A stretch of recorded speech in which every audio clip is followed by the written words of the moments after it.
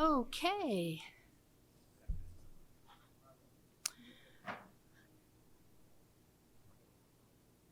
Now, a quick reminder, since we are being recorded, that when you speak to turn on the microphone, please, and help each other remember to turn on the microphone, because we are being recorded without a person here with the camera to prompt us. They usually let us know if they can't hear us, so we are doing that for them.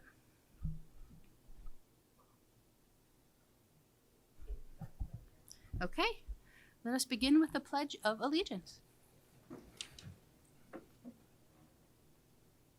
I pledge allegiance to the flag of the United States of America and to the republic for which it stands, one nation, under God, indivisible, with liberty and justice for all.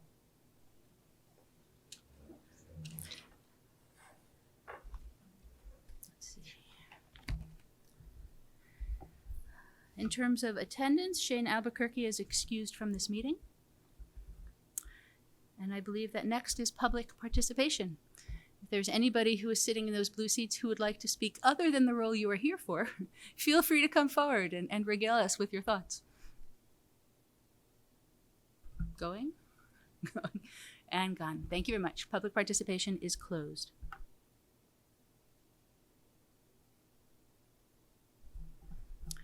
Are there any comments on or possible additions to the agenda for today? Okay, then we'll continue as it is written. We have a vacancy to fill. Vacancies are wonderful things. They let people come in and join us, often for the first time. We are especially grateful to have two people who are interested this particular time. And I wanted to say before we begin that it is always hard to choose one person when you have two. And I think it's important to say before we even begin that this is not a choice against an individual. It's us being forced to choose one. And that's what we're going to have to do. So I want to voice appreciation for these individuals being here, volunteering, being interested in service, and to encourage you now to pursue it onward. If you don't join us tonight, there are other opportunities, elections, appointments, and we will hope to see you at some point in the future, regardless. Pat and I had a little bit of fun trying to figure out how we decide who goes first. And we decided that the best way to decide who goes first is random. So we have two pieces of paper here that are being passed down to a hat at the end. Get it?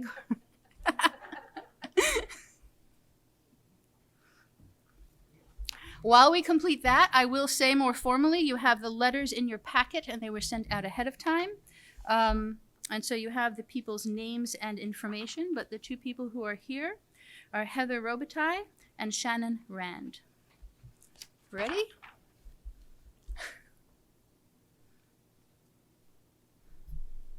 Shannon. Shannon. Now, I would do it in a kind of come on down, but I don't.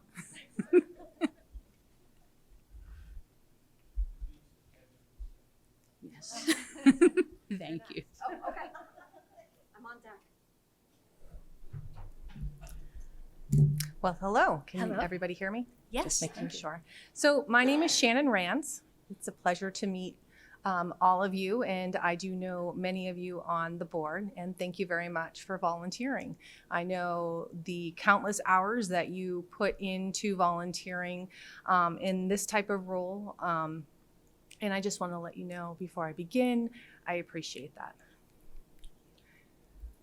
So generally, we give the person, in this case you, an invitation to speak to us first, to tell us what you'd like us to know, your thoughts more broadly, and then once you've done that, we will ask you questions. Sounds fair. Great. All right. So my name is Shannon Rand. I live at 1 Blair Road, and I have lived in that house for 46 years, which means I have gone through the Merrimack school system. I graduated in 1995, went over to Plymouth State, had some fun at Plymouth State, and then came back, married my husband, and we live in the same house. We have stayed and we continue living in that house, and we have raised 4 children, 2 of my own and then 2 of my nieces. My youngest is still in the school system. She's a junior. During my time here in Merrimack, I've worked for many companies. I've worked for Comcast. I worked at Fidelity Investments for 6 years. Then when my children were getting of the age of, being, they were younger, we decided that me staying home and being more accountable for their actions and just being a, stay-at-home mom was great. However, money's tight. So I'm like, all right, I need a job that I can be with my children. And so I was a paraeducator here in our school system since 2014 to 2020. It was a very rewarding experience working in special ed. So I have 6 years experience working in that department. During that time frame too, I also worked on the PFA board as a treasurer, a board member at large. And then I gave my reins over once I decided to leave as a paraeducator. My kids were a little bit older. And going my oldest into college, and everybody knows how expensive that is. So I pursued my education through SNHU as a registrar coordinator, and I have been there since.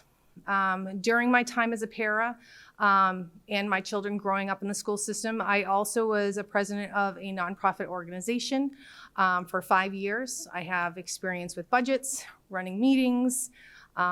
So I understand the importance of attending meetings, being present, and that also reminding me too that we're all a community and we just want what's best for our kids in that nonprofit. So I'll open up the floor for any questions that you may have for me. Thank you very much. Do you have any questions or thoughts? Dan? Yeah, so you've spent time in the school district. Yes, sir. In your mind, what's the best thing of the school district that you saw? And then the follow-up, of course, is what's the worst thing in the school district that you saw? Hands down is the teachers. They care very much for our children. I can let you know that they are cared for, they are loved, and they are very passionate about what they do. So that is probably what I love the most, is just the enthusiasm of the teachers and the paras. They are the unspoken team, but they help run a classroom. And it's amazing to watch maybe 2, possibly 3 adults in a room with like 22 children and trying to like corral them. But I digress. The worst thing that I've seen. I'm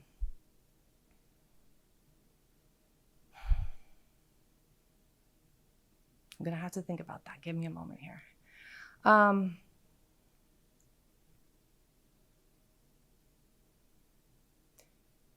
It is hard being a paraeducator. Some days are very taxing and tolling, and what you want best for the classroom or for the children is for the children to learn in a very positive light. And it's hard when maybe that student doesn't have the very best of day, and you have to come up with alternatives. And sometimes you just have to think on your feet to provide that education for the student. So I would say the worst thing is when it's just not going well for the child and they're having a difficult day, and it affects you emotionally. And bringing that home and trying to leave it is hard, because the next day, you know, that kid who had, or that child that had a bad day, you have to come with a brand new positive attitude. And you're hoping and praying that they went to bed at a decent time. You're hoping that they woke up and they had a breakfast for the morning, and you hope that they brought a snack. So that can be difficult. And the other thing too is just the amount of children in the need in the Merrimack School District. There's a lot. I did a lot for the Caring Cupboards when I was in the PFA, and for the nonprofit that I work for with sports, we did Caring Cupboard. So I hold that near and dear to my heart. Thank you. Of course.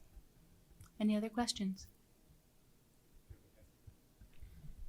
If there was one thing that you would want to see improved in our school district, what would that one thing be?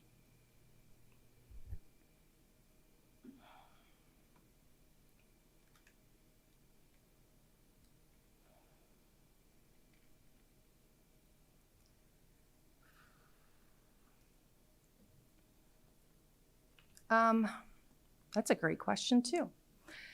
The one thing that I would love to change in our school district is the volunteers. Sadly, it's just not present. At least it wasn't during my time when I worked in the PFA at the elementary school. It's sad because there is a lot of people who complain, but they don't seem to want to help. And although I'm probably one of those people who raise my hand and say, hey, I got questions. I'm always willing to step up and help a community out. So the hardest thing for me to see in the school district is just not the volunteers, the parents being there and helping out, of course. Lee. Full disclosure, we are neighbors Yes. and we know each other well. My dog probably harasses her dogs much more than she'd care for, but she loves them anyway. Having known you, I think an opportunity may have been missed to talk more about maybe the cheer portion of your career and what that was, how you went about it, and what you did with it. Yeah, I absolutely. think that's a really valuable piece that we may not have touched on. Yeah, no, absolutely. And I'd be happy to share that. My daughters were very much into cheer. So we started off in the MYA Merrimack Cardinals. It was a great program for them to start. As we have learned, or as we met new families and kids, we became family with coaches and the administration on that board. And during that time, our children loved to compete. I think that was their favorite part and aspect of being a cheerleader, is that they got to go to these competitions and show their 2 minutes and 30 seconds. If anybody knows cheerleading, you only get 2 minutes and 30 seconds on the floor. During that time frame, we as parents, and it started off as parents, we were like, we want to start an organization that just has competitions, because at that time, Cardinals also cheered at the games and they also did the competitions. But we knew from speaking to other organizations that that's not the only thing that you can do those two things at the same time. So a bunch of parents and coaches got together and we said, how could we form this? And so we created the Merrimack Hawks, and we started that in 2018. It was a very exciting time because we had a lot of parents and kids that were interested in just competing in the cheerleading world. It grew from, I believe it was like 68 kids. By the time I left, it was 168 kids. It's a nonprofit organization. We raised our own funds. We never asked for money from the Merrimack town to help like they do with the MYA. So all of it was funded through the parents and through all the fundraising. And we requested a lot of volunteers and parent help. Sadly, too, Merrimack Hawks doesn't have a lot of parent volunteers, but it does now. There is a great volunteer program that we have, and it's part of one of the reasons why we became the Merrimack Hawks too, was because we wanted to give our students the opportunity to give back to the community. And so we do we have a wonderful opportunity for the kids to volunteer, and we bring awareness. So we're doing the Merrimack Clean, I think is new this year, where we pick up the roadside for part of Merrimack. Before that, we did Earth Day. We helped out with the Winter Carnival at Wasserman Park. We did the Easter egg hunt during COVID, when all the kids would drive up and we give them baskets because Easter wasn't part of that during COVID. We helped out with the foster care program, the backpack program. So that was probably the most fun part about doing the Merrimack Hawks, was just teaching these kids the activism for volunteering. I hope I answered your question, Lee.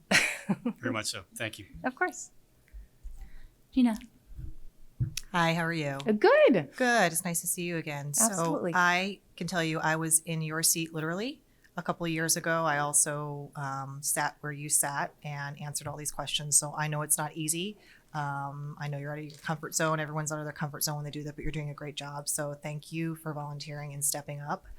I know some of these questions are hard and you don't know what they are ahead of time, but you put a lot of thought into them. And what especially struck me was talking about, you know, what's the worst thing, and the way you were describing the children and whether or not they had a snack, and how it's hard, you know, for 2 or 3 people to be with all those kids, and what happens if they have a bad day. So, you know, we're here and we all want the best for our children, the best education, and that means attracting the best talent. So in your experience being directly in the school, being a paraeducator, working with the teachers, working with the administration, and having children, you yourself have gone through the Merrimack school system, and having children who are still in it, how do you think we can help?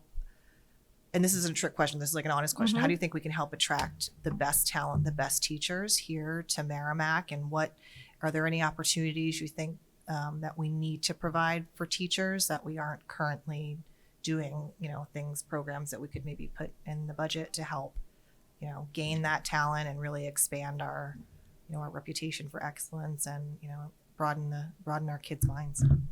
Thank you, Gina. That's a great question. And as you're sitting there, I just got a big epiphany about like the bigger picture, and just a little bit of excitement too, because being on the board, you do have the opportunity to create a positive environment for our teachers, for our students. And that's such a big impact. And it's just amazing what you guys do. So all I can say is, when I was there for 6 years, it's I hate to say it, a burnout job. I was burned out. I worked with some great teachers and the best of the best for paraeducators. I mean, top notch, to keep and recruit. So I now work at SNHU in the registrar's office, and Paul LeBlanc, fabulous president.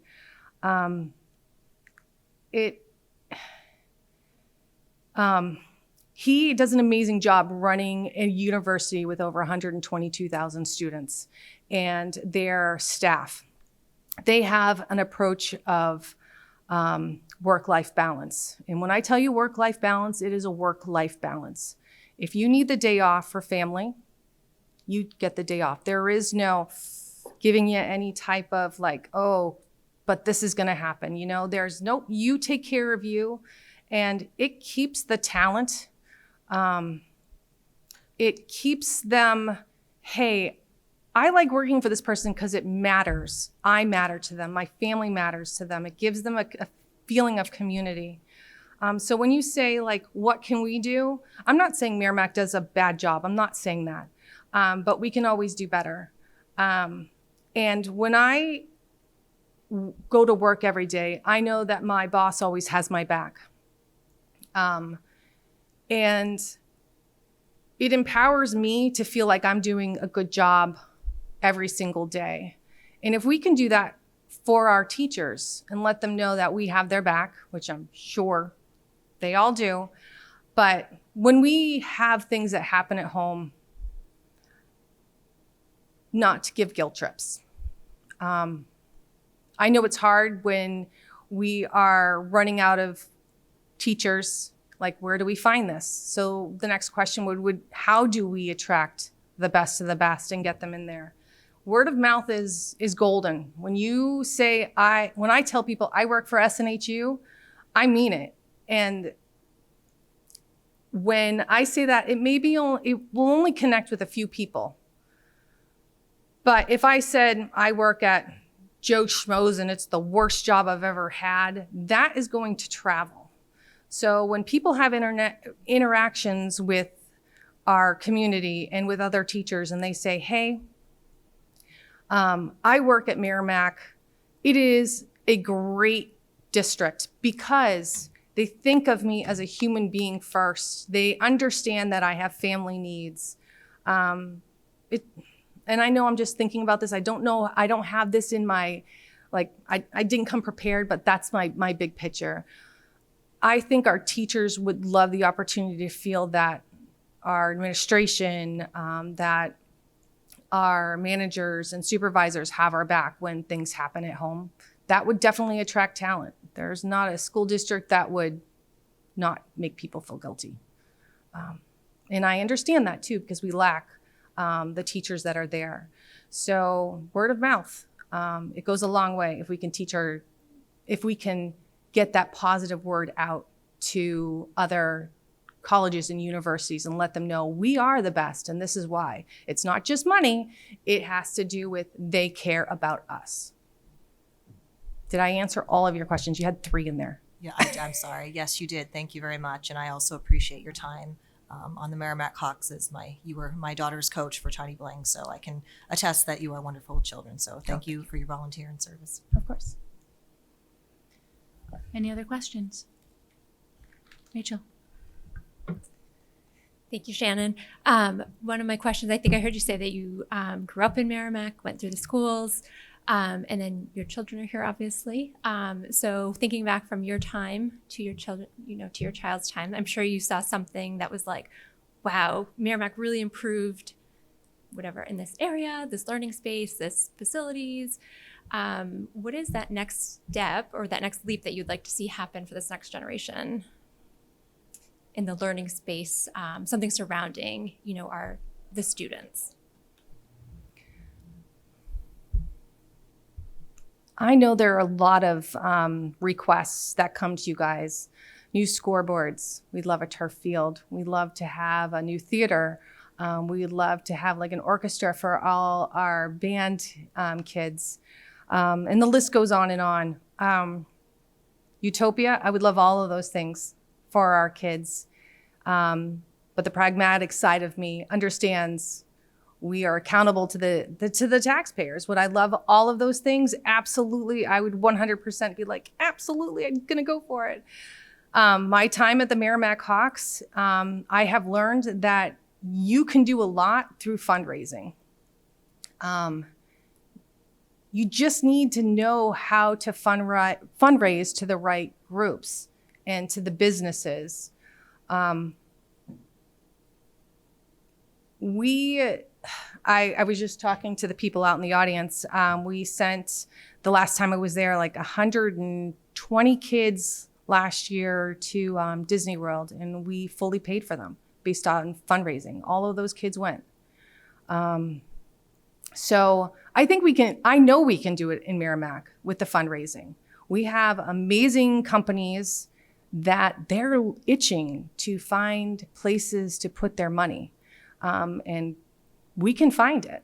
And if we can get them to help us and our community by fundraising, I think we could start narrowing down these things or putting it into a savings so that these kids, future kids, would have the opportunity to have these great things like a turf field or a new scoreboard, or a new theater, or like even a band. Like, I think that would be fabulous. Yeah, so that's what I see. I hope I answered your question, Rachel. Any other questions? Do you have any other thoughts or questions for us? What are you looking for in a candidate? So I can only speak for myself because my role as chair is one of mediator as opposed to deciding things for the group. But from my perspective, the budget committee is a unique and sometimes misunderstood role. We have more power than some people realize, and we have less power than other people realize. Our job is to take the goals, the priorities, the aspirations that have been voiced by the district, by the school board, by policymaking bodies, and apply fiscal prudence to them and decide what financing makes sense in terms of the community, in terms of making those things happen. And so it's an interesting balance between recognizing that our role is a fiscal prudence role, but holding on to that aspiration of helping the district move forward at the same time, and the kind of dichotomy between the two, if that makes sense. It does. Would anybody else like to weigh in on answering that? Are there any characteristics that you're looking for or backgrounds that you're looking for in a board member? I'm going to open that to others. Michelle. Hi. I too was in your spot this time last year for an open position. So you're doing a great job. Thank And I know it can be nerve wracking when it's not something that you're used to doing or wanting to do. So thank you for that. I don't necessarily think that it's a specific role or a specific personality or because you know people on the committee or don't know people on the committee. I think it's coming in or having a person that has an open mind and to understanding, you know, the schools, the school district, you know, looking at what's going on or listening to the community about what they're saying, right? By the same token, you know, deflecting some of the phone calls when the tax bills came out last week and, you know, you get the phone calls. Aren't you on that committee that's spending all this money for the school? Yes, I single-handedly wrote every check out and that's why your tax bill went up. But to informing those people in the community as to why we need, you know, $80+ million to run a school and why their tax bill went up and what they're trying to do. And explaining to them these were the warrants that were on the ballot when April came around and those type things. So a lot of it is education. This committee is a lot of, even when we're not in session or what have you in the summer months or those type things, right? The questions still come up. Well, how come Thornton's Ferry is getting a new roof, right? Or why are they just now working on the roof at J Muse? And, you know, how much is this costing us? It's more about understanding or trying to understand or having a description. So when you get those questions and comments throughout the community that you can, it's not you're not trying to deflect those conversations or you're not trying to defend, right? It's just information. This is what we had to look at. This is what, so I think the best characteristic for somebody on this committee is somebody that is open to do that, is open to, like I said, to looking at everything, right? And understanding that we all have different opinions and we all have different reasons to be here. Some, you know, some folks have kids that are no longer in the school system. Others of us have kiddos that are just beginning in the school system, and, you know, so it doesn't matter. It takes anybody, right? If you're willing and able and you want to be a part of the community and you want to know what's going on and help your schools and help the administration and those type things, this is the opportunity. And that's the type of person that we're looking for. Thank you. Does that help? It does. Thank you. Anything else from the group? Okay, thank you very much. Thank you. Heather, let's move along to you, please.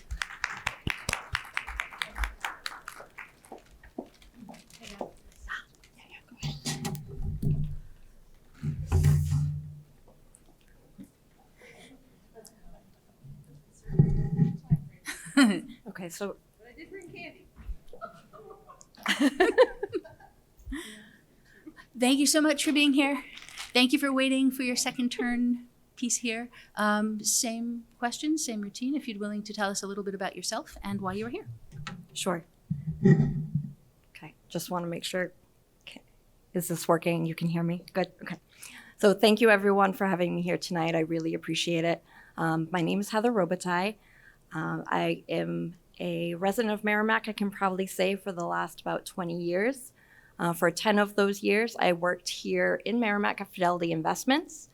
I got the opportunity, while it wasn't specifically working in formal accounting, I still got to learn and understand finance concepts and looking at summaries and statements and account transactions with debits and credits and different things like that. I think that is something that has been very valuable to me throughout my life experience. But even more than the technical things that I learned, I got an opportunity to work my way into a senior management position, and I got to hone a lot of my skills as a leader, which I think also plays into being part of a team. And that's something that I've been very passionate about. I've had an opportunity while at Fidelity to work with a number of amazingly talented individuals. We, don't always agree, but one thing that I value is that we were always able to have a dialogue with one another and to share our point of views and to ultimately come to some consensus and do that in a way that is productive and respectful and constructive. So I really enjoyed that time. I left there shortly after I had my daughter. Just from my work-life balance standpoint, it made more sense for me to be home with her. And she had her first 3 years of school at what was Merrimack PTA kindergarten and preschool. I got to be a volunteer there so that I could be involved and help out with the school. It was an amazingly special place, and I know a lot of people in Merrimack, our kids have been through that experience. I was treasurer on the board for 2 years there, helping with different aspects of the budget, but also researching and submitting for grants. It's a historical building that is now home to the Merrimack Historical Society. So it did need a lot of capital improvements that needed to be done to meet with state regulations. And we had to figure out how we could fundraise for those things and how we could make it work so that the students and staff had a safe place to conduct their days. It was really, really special. And then my daughter started in the Merrimack public school system. She's at Thorntons Ferry right now. She's 10 years old. And after COVID, I got an opportunity to volunteer and be involved there. And now I'm in my second year as the PTTF Parent-Teacher Organization president, where I get to work with an amazing team of individuals that partner together to really benefit the Thorntons Ferry community, the students, the families, the administrators, and the staff. And it has been a really fulfilling experience to be part of that team. And I'm grateful for all of them and everything that they have done. As we all went through COVID and that experience, which we're glad that we're not back there anymore, that's when I really started to get involved following our school board meetings and understanding just how important it is to have a voice, to be informed, to be aware, and to be engaged in what goes on in our district, in our community. And I have been closely following and attending school board meetings and our budget committee meetings, observing the process through last year on how things were done, the steps involved, and there are a lot of steps and a lot of work. So thank you for all the time that each of you put in. And also attending and participating in our town deliberative session. I did, after that, also run for budget committee. It was something that I am very passionate about because I strongly believe in public education. I believe in the role that it plays in our community and that they have a reciprocal relationship. And when we have a strong school district, the product of that benefits our community, and having a strong community supports our school district. So I am here before you because I am very passionate about this, and I am committed to advocating for public education here in Merrimack. I would be honored to work beside each and every one of you and to learn from you, as I know there's a lot to be learned in this process. But I would love to be a part of helping Merrimack deliver on their vision of the learner and vision of the graduate that has been put together by the school board. I know that was long, but thank you. Thank you very much. Questions? Dan? This might surprise you, but it's the very same question. So with your background in the school district, what do you see as the best thing that you observed? And then the follow-up, of course, is what was the worst thing that you observed? That is a great question. So as far as my experience in the district, it's primarily elementary school, Thorntons Ferry School. I have also substituted in the district. We had a strong calling for substitute teachers, so I interviewed and signed up, and I've had the opportunity to do that. as well as coach Girls on the Run program for the Thornton Ferry girls at the school, which I think those things and those experiences, very similar to what Shannon had said, the dedication that our staff has to our students, I think is something really special. There have been different challenges that my daughter has faced, and if I didn't have, or she didn't have, the support from the staff, from the educators, and as Thornton's Ferry calls them, the helpers at that school, I think her education experience would be very different and far diminished from what it is, because there are so many genuinely caring, quality individuals in the schools that advocate and work towards our students' best interests and helping them. And that makes me feel very good as a parent, but also proud as a member of the community. There's a flip side, right? There's always a flip side. So I don't have any specifically bad experiences. I think one thing that is very challenging, and again, it was touched upon, is we've gone through a lot of turbulent times. There are a lot of children right now that have social emotional needs that need to be fulfilled for them to be able to receive an education and to absorb the learning that the teachers are sharing with them. And I think everyone does the best that they can to make sure that these students are supported, but we are often lacking the numbers of the paraprofessionals that we need, which they are an amazing and integral part of the education team and the students' experience. And I think that's where a challenge is for us to be able to meet those needs so that our children are in a space where they can receive that education and achieve their best potential through their education here in Merrimack. Thank you. Thank you. Other questions? I will go ahead with my same question. Could you please explain one thing that you would want to see improved in our school district? Sure, that's a great question.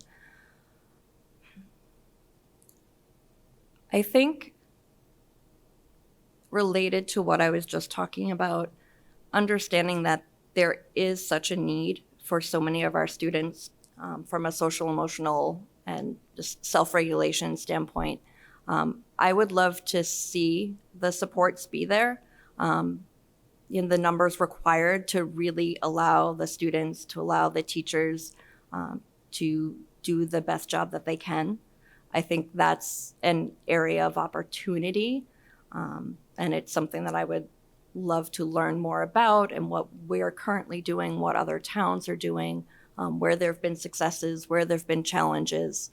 I don't have a magic wand, and I certainly cannot pretend to have answers, but I would love to see all of our students put in a position where they can reach their highest potential. Lee? Thank you. Not being familiar with the Girls on the Run program, is that what that was called? Yes, Could you explain that a little bit more in depth, please? absolutely. It's a fantastic program. I first heard of it 2 years ago when they were looking for an additional coach, but since my daughter was not old enough to be part of the program, it's for 3rd and 4th graders, they asked me to hold off till next year because Katie probably wouldn't be too happy if I was coaching that and said, no, you're too young. For those of you with kids, you probably know that wouldn't go over so well. But what the program is, and she did go through it last year, it's not just running, but it is designed to help girls with their confidence and also get them moving physically. So we know with students having more screen time and more opportunities maybe inside, they're not moving as much. And also as specifically girls reach between 10, 12 in those ages and beyond, self-confidence can dwindle. There can be some, I'm gonna just call it mean girl kind of behaviors that can really take a toll on a person's self-esteem. And what this program does is it teaches them to be proud of who they are as individuals, that yes, we all have differences, but those are the things that make us unique and special. And to also celebrate those differences in other people. So I really loved the message that was involved in this, and we worked as a team. We had different sessions that there would be the physical part, but then there would also be the lesson that we'd learn, or how do you handle when someone does something that you're angry about. It's not just to yell at them and call them names. It's when you do this, I feel this way, I would like you to. And then we came up with a little song to go with it, and we would do cheers and nominate different all-stars for the end of the session, and they would get their own little cheer and recognition. But the culminating event was a 5K. So the girls got together, and we all wore avocados. So avocados was their kind of tagline. If someone's feeling sad or down, you would say, avocados from Mexico. So I sewed avocados on headbands and wristbands, and we wore those for the 5K. And it was such a great event to see girls of all physical abilities being celebrated and crossing that finish line and having that sense of accomplishment. It's just another one of those things that really fills my bucket and makes me feel good about being involved and engaged. Thank you. Thank you. Other questions? Gina? Same question. Here's my spiel again. I was where you were sitting before 2 years ago. Obviously, Heather knows. Full disclosure, I have worked with Heather on the PTTF, although I did bail on her last year to spend more time with the budget committee. Yeah. There were threats. Besides wanting to learn the song that you taught the girls about how to deal with angry people, same question. So, I know that you've substituted, you've been around the school quite a bit, you've worked with our administration, and obviously attracting and retaining talent is something that's very important. It's what makes Merrimack a great town is, one of the first things you say is when you move into a town, and we didn't have kids when we moved into Merrimack, was, how are the school systems? Because that really does determine what your, the value of your home is, because the great school system, really, it benefits everyone, especially in the community. So in your opinion, and especially from being in the schools a lot, what do you think we can do a better job of how we can retain and attract this type of talent? What do you see as, maybe different ways, or even just in general, how can we be that, that force that teachers want to go to Merrimack and not Amherst or Milford, or, why would they want to stay besides our wonderful children? Who are always super well behaved, right? Mm-hmm. That is a great question, Gina. Thank you. Our teachers are the backbone of our schools, and I believe that the schools are the backbone of our community. Like you said, a strong school system benefits the community. So it is imperative for us to be able to attract and retain talent. I think compensation is part of it, and I know that we have come a long way in passing the last contract that was with our teachers. I know the paraprofessionals have a contract that's being looked at as well. And I think beyond that, it's important for educators to understand that they have the support of the community. Certainly the families that are in the school and the administration, but also the community. And one thing that I think really speaks to Merrimack's favor, and I've been hearing things turning more towards Merrimack being more of a destination type district, a place that would attract and retain that talent, is that our voters, our taxpayers, have shown that they are willing to support our teachers, that they have approved the contracts. You have towns like Amherst that the schools have been struggling to pass the ability to create a new school system. They have some very old schools that are actually going to cost more to maintain and update than to build a new school. But I have friends in Amherst who have been struggling to see that fail time and time again. So I think it needs to be a concerted effort for our educators to understand that they're supported, make sure that the compensation is comparable to other towns. I don't think it needs to be the top, but I think the additional things that will make the difference in such a difficult role and such a critical role is knowing that your administrators have your back, knowing that families do, and knowing that the community is behind you and appreciates you. I think everyone certainly felt during COVID just how critical our schools are for the functioning of our community. And I think it's important that we keep that in mind and that we continue to honor and appreciate all of our educators. Thank you very much. You're welcome. Other questions? Rachel. I'll ask my same question too. It sounds like you moved into Merrimack, so have not gone through the Merrimack school systems, but you can think back to your childhood and education at that time, where your daughter's at now in education, what it looks like now. What's that next leap and bound that you hope to see for the next generation coming through for learning opportunities or, anything that involves with the students? Yep, that's a great question.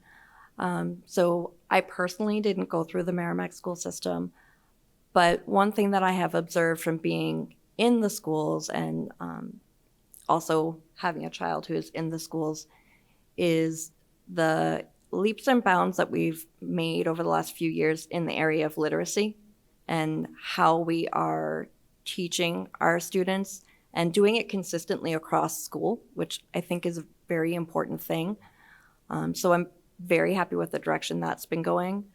I think I would like to see that continue and to be further developed so that phonics, phonemic awareness, science reading are there, because if our students are struggling to read, then they're going to struggle in other areas. And those are areas that will then compound as they go through the upper elementary school, the middle school, the high school.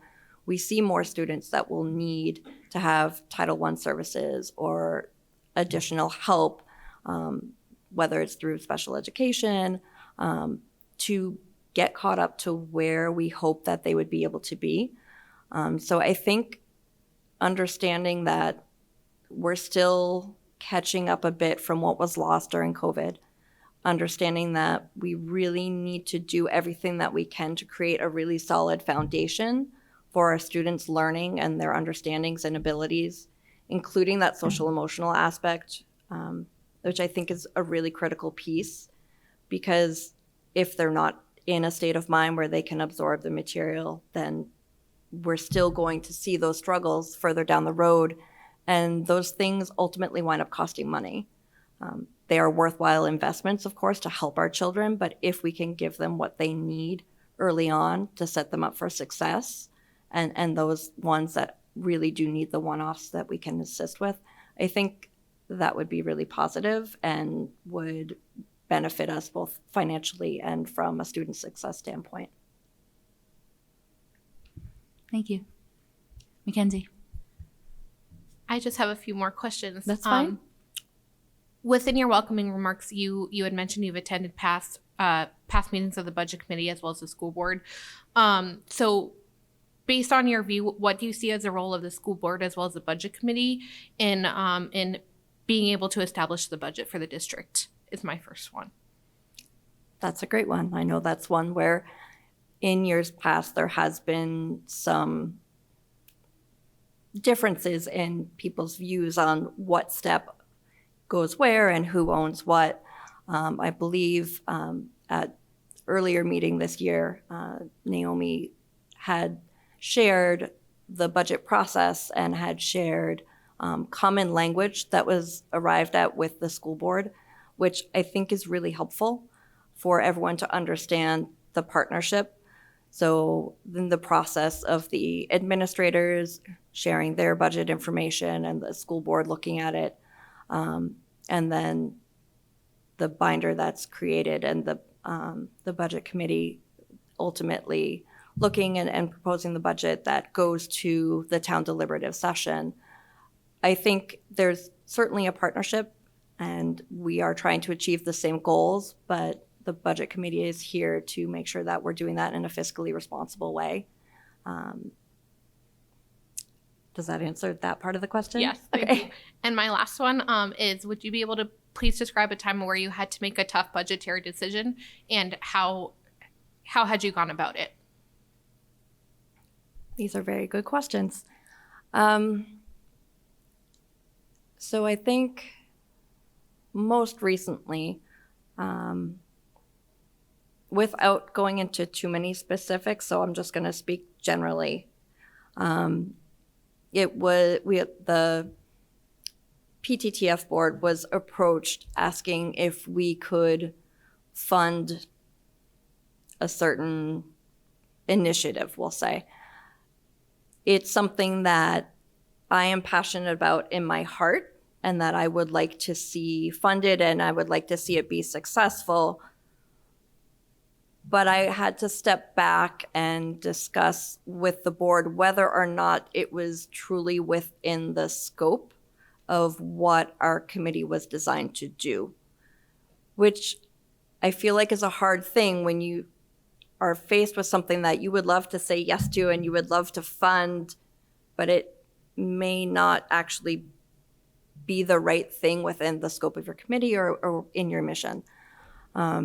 So we had discussed, whether or not that we would actually fund that. And what we were able to do was come up with another option that would still allow this initiative to be funded, but would reduce the burden of that funding from either the educators or the PTTF itself, but would still allow it to be successful. So I think in the times, and there are tough decisions to be made every time that you're looking at a budget, there's an opportunity to be creative. There's an opportunity to look for other solutions. And sometimes, yes, there are hard decisions and you have to decide, is this with your priorities? Is this one of your major areas that you are hoping to execute on? And sometimes if that's not the case, then it has to wait until later. Anyone else? Chuck?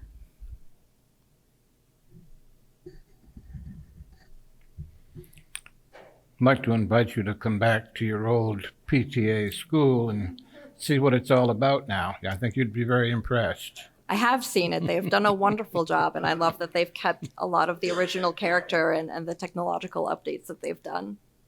I appreciate the in-depth information that you have conveyed to us, largely about our labor staff and their skills and so forth, because they are the heart of our school district. The rest is brick and mortar. But brick and mortar has taken a back seat for some period of time now. And I guess the school board is thinking seriously about constructing a new SAU facility. And I didn't know if you were familiar with that or how you might like to comment on that. That's a good one. I am familiar with that. I understand the challenges that the current SAU facility is facing. It is certainly an old building that was not designed for its current use. I think, yes, brick and mortar has taken a backseat in many cases. We've had things that we've needed to do to take care of our personnel, and there's always a balance that you have to strike between your personnel and your infrastructure. I certainly support the SAU staff having a safe and efficient place that they can do their jobs, which is very important for them. I would need to look specifically more into what the options were, what the plan was. I know Matt Chevenel has a grand plan for a lot of things, and I've been hearing the updates, and I appreciate them. And I'm excited about us being able to do that. I also know that there are other avenues in the town, like the town council looking to make some updates as well. And I think for some of our taxpayers that it's going to be concerning.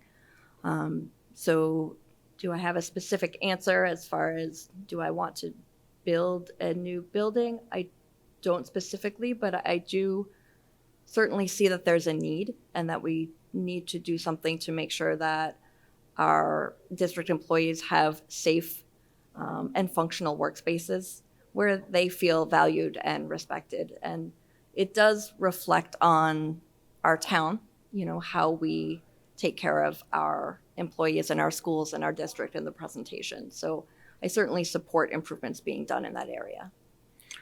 I'd also like, I'd like you to offer some comments on an initiative that has been struggling for some time in the school district, but is the fundamental change that we need to make sure that all students are competent, and that is full competency-based assessment. And I don't know if you're familiar with that or not. So I know at Thorntons Ferry School, they had switched to competency-based evaluations. I think that that is a huge win, not just for students, but for families and for educators, because it gives more detailed information on where a student is struggling. It gives areas that they have opportunities, areas that they have as strengths. And I think looking at competencies helps build a stronger foundation that you can assess weaknesses, you can leverage strengths, and you can build on that knowledge. Thank you very much, Heather. Thank you. Any other questions?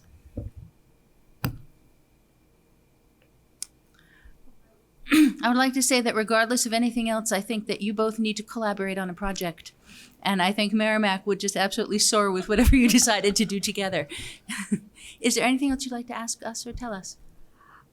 I just had one question. I would love to know what the committee feels the biggest challenge that you are facing specifically this year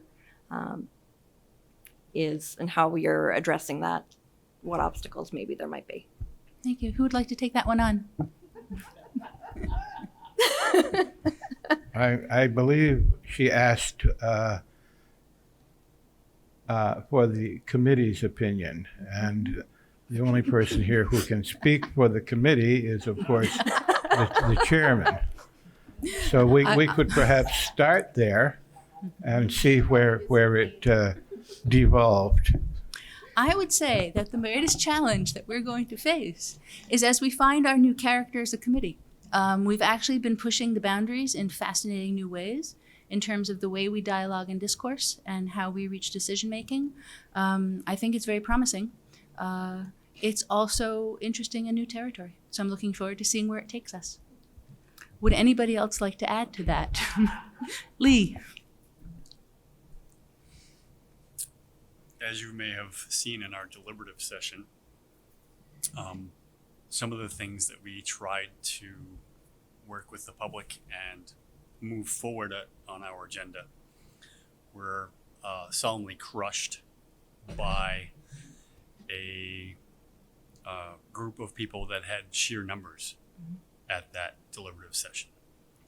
So I think that could be a struggle for us moving forward and something that we may, as a committee, attempt to address.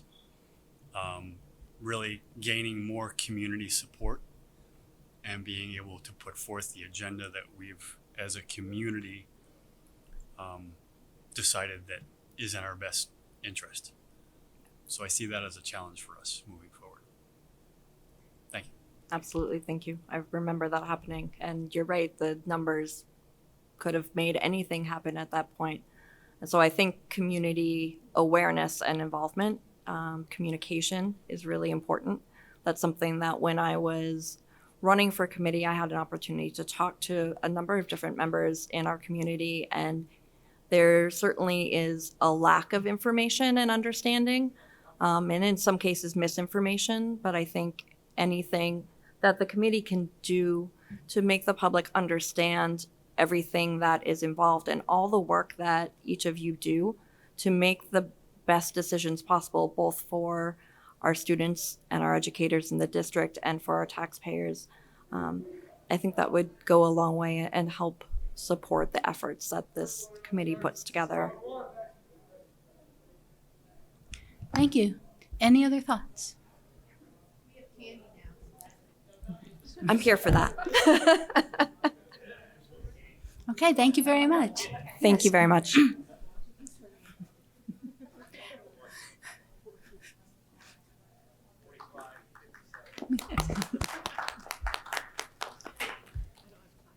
Yes.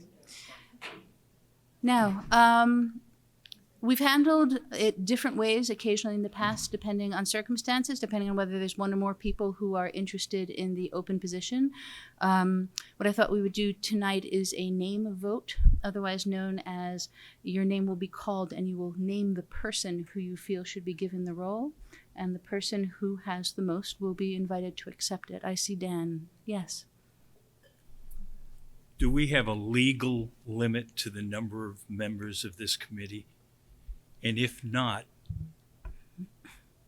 or if so, is there a way to change it? It would, I'm suggesting to you that there are two very strong candidates here tonight who come from extremes of the school district, from both Thorntons and Reeds. And to send one home would be a disservice to our community. So my question is, are we limited to only one? my understanding is we are. I wish we were not. The number of individuals on this committee is part of the founding documents when it was created, and has other constraints. That is something to look at. I've wondered about it in the past. We had that happen a few years ago as well. We had two incredible people at the same time, but we do not have that freedom.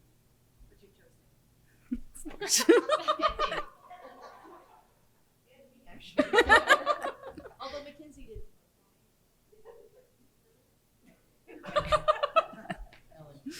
Yes. But Dan, your point is well taken, especially when you have people of such high caliber and we're forced essentially to choose one. It's always quite painful. Yeah. So Pat, when you are ready. May I ask a question? Of course, Ellen. Am I allowed to abstain? You're always allowed to abstain. Yes.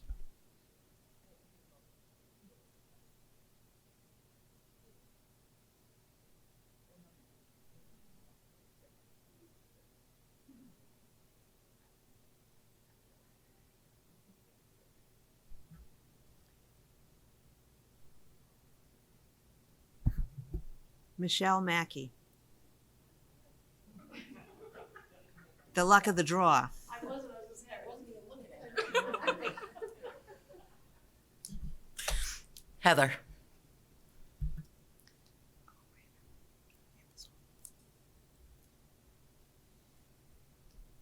Chuck Mower. Heather Robitel.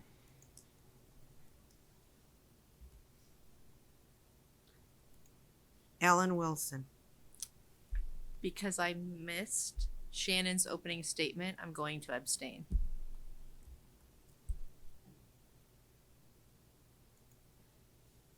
Dan Coakley. Shannon.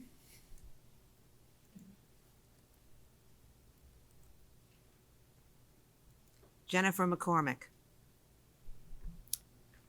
Shannon.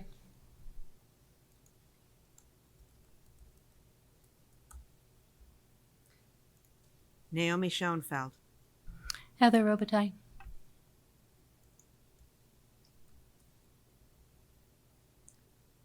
Lee French. Shannon Rand.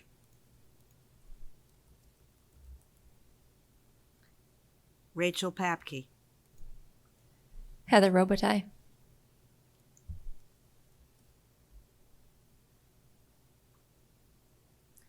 Gina Groff. Heather. Mackenzie Murphy. I'm also going to go with Heather.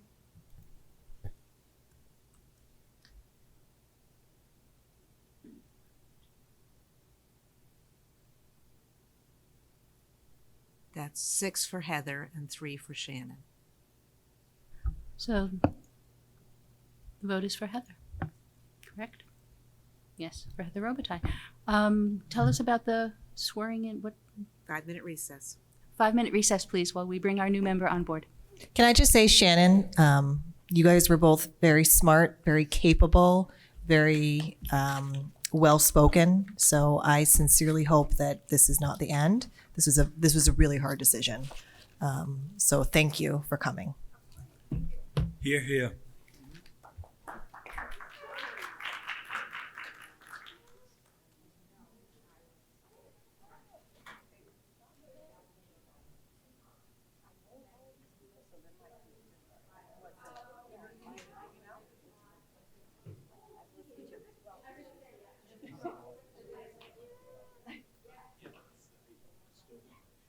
She's going to swear you in.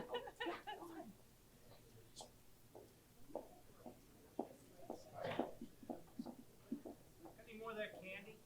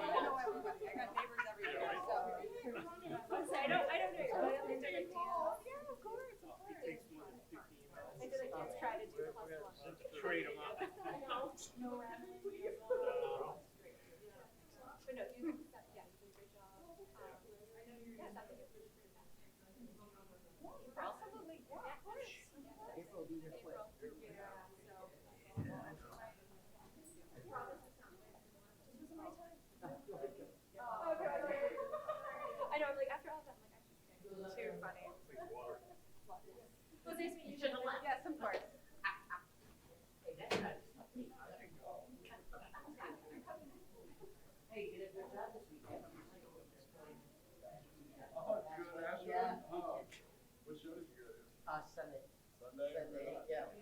Thanks. You did a great job. Great. I got called. I wasn't supposed to play that show. Yeah. And the director called me on like Saturday. The saxophone player quit. I'll pay you like $500 to play the show. So I was like, all right, I'll do it. But yeah, like I don't get to see most of it. But my wife. Nor how are you? Oh, it was a wonderful show, and I liked it. Like I think my son's probably when I'm watching the school board meetings, or he's probably seen you. I don't know if you know my latest Bucker. Yeah, of course. Yeah, Emerson played on. Yeah, that's it. all the Yep. time, I was gonna say we did do that. But he's learning how to play. Thank you, Shannon. It's very nice to meet you. Of course. He's just now learning this year. Oh, sweet. He's like, oh, I never do that. You know, and then I've seen it happen before, Chuck. We had a 0% valuation shift from apartments. Like, he knows I can Yeah. like that, but I'm like, so I think it opened a new world for him as well, right? Like, okay, I'm seeing this, and then, right, and then I know people, and then there was a guy, Brian from the after school program, so my younger one. That's oh my gosh, I know everybody. Yeah. Oh, that's funny. So- That's cool. I didn't know he was doing saxophone. He is, he picked that he wanted to do saxophone. That's the best instrument. Yeah, well, I never played the saxophone. I did the flute, the piccolo, the drums, and stuff like that. But It was like, right, you know, and I said, if I learned single family homes, right? I said, your mother, you know, the last couple of times I learned how to play. Oh, So that's a big deal, awesome. Yeah, right? yeah. It's like, I always wanted to play, but never, this was always Yeah, safe, that's right? something. So now it's like, okay, I've got my daughter. Oh, that's awesome. So, yeah, I don't think I'll ever be able to do that, but that's. Oh, that's so cool. So, yeah, so Jen did a good job though. You guys sounded, for you getting a call on Saturday to play on Sunday, Yeah. that's, Yeah. That's Well, awesome. and that was it was flute, clarinet, and saxophone. I had to cover that one. Oh my So, gosh. Yeah. Well, it's part of the gig. like, good thing I can play all of these things. Yeah. Yeah. Well, when she called me, I was like, because I'm mostly a saxophone player, but I can like kind of fake my way through flute and clarinet. Yeah. And I said, as long as you're cool with that, we'll be all right. That's awesome. And to pick it up that quickly, I mean, just to come in and, Yeah. yeah, that's awesome. Oh yeah. Well, they did a good, the kids doing a good job. Yeah, well, that's a long day. Yeah. For Good sure. job. Look at that, you even get your name right. That was fast. Yeah, you got work to do.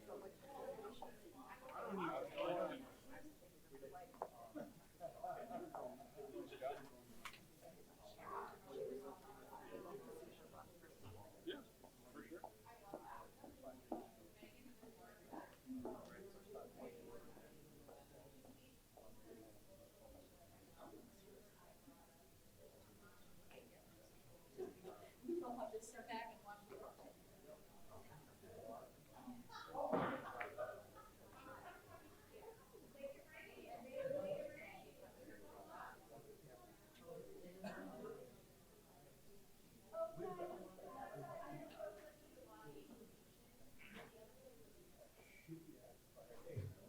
Isn't that terrible? They're just talking about building their first safety complex. Bedford built their first safety complex in like 1990. They're on number 2.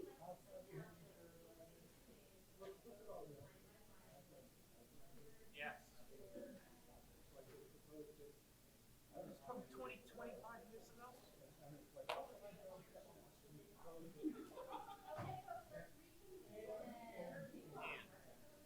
You know, the capital reserve money was taken away from the library by Dave McCray, $2 million. And we're still doing that. Back to the taxpayers. Oh, we can, yeah.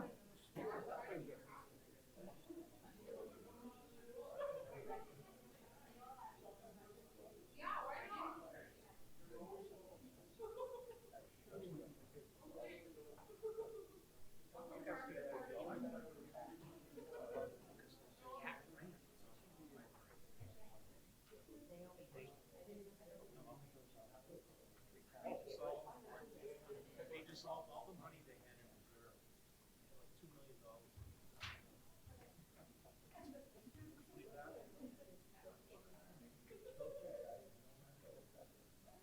Okay, let's see, do we have everybody back?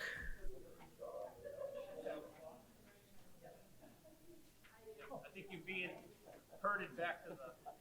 Gotta go to work, Chuck.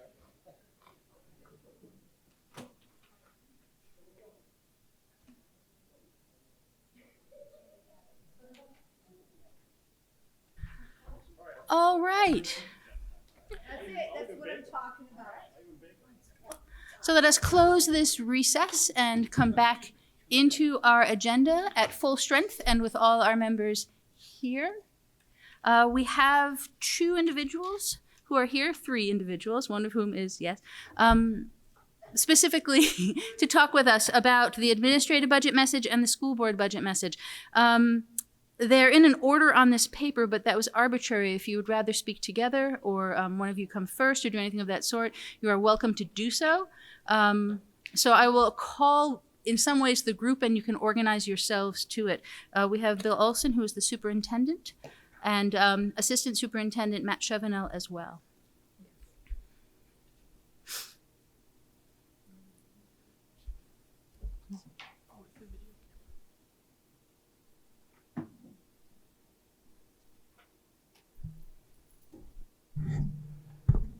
Good evening, everyone, and thank you for allowing me, along with Matt and Ken, to speak to you very briefly.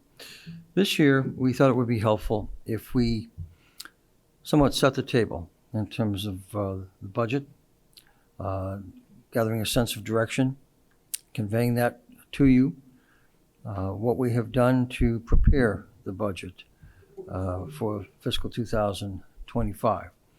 I'm going to go through this relatively quickly because I don't want to keep you here any later than is necessary. But so this is sort of a 1,000-foot view of what has gone into the preparation of the 2024-2025 school department budget. First of all, you know how complex it is to develop a budget that represents each and every child in the school district, but also represents taxpayers to the greatest extent possible. This is probably my 45th year of, at least, of doing school department budgets. I take pride in the fact that in my former district in Massachusetts, we were rated as the best school district in Massachusetts, but we were also rated as the best bang for the buck of any school district in Massachusetts. And so I come from a school of school district budgeting that focuses on the needs of students, but also the reality of taxpayers. And I know Matt does that same approach, has that same approach, and so doesn't Ken Martin, the chairperson of the school board. The first slide I prepared is really capturing the complexity of what we are doing. We put together those budget books. We'll talk a little bit about that in a minute. I always like to use a quote by Dr. Thomas Armstrong, who was a noted consultant across the nation and internationally, noted consultant and author. And he said the key complexity of school department budgeting is that a school district budget represents the quantification of developing the means and the capacity to facilitate human development with respect for each student's particular style and rate of learning, as well as an appreciation for the varied interests, aspirations, capacities, obstacles, temperaments, and backgrounds that serve as a framework within each child. That's the complexity of what we do. Trying to make sure that we provide the appropriate services, the appropriate programs, the appropriate staffing in a school district to represent children to the greatest extent possible, to shape their future, shape the future of every single child based on the people, the programs, and the services. The book that you have is a book of numbers. That's pretty much what it is. It's a book of thousands of numbers. But what I would ask you to do is reflect on the fact that every single one of the numbers in that budget book represents a person, represents a program, or represents a service that is trying to shape the future of a child, each and every child in the school district. Slide number 2, we wanted to outline and review and cover, once again, the budget process. We started gathering data. I'll go into that in the next slide. We developed the site-based budgets, which you will begin to hear shortly in the next several weeks from our principals and administrators and those with budget development authority. We will be presenting the initial budget proposals to the school board beginning next Monday evening, and then they will follow that up with presentations beginning in January to you. The school board will take action, then it will be forwarded to the budget committee, and then to the deliberative session. You know, one of the things that I've tried to bring to this school district when I started here 2 years ago was listening. That's extraordinarily important because that's all part of the development of a trusting, respectful culture. And everything good or not so good in any organization, public sector or private sector, begins with culture. Is it trusting? Is it respectful? Is it participative? Do people have a sense of engagement?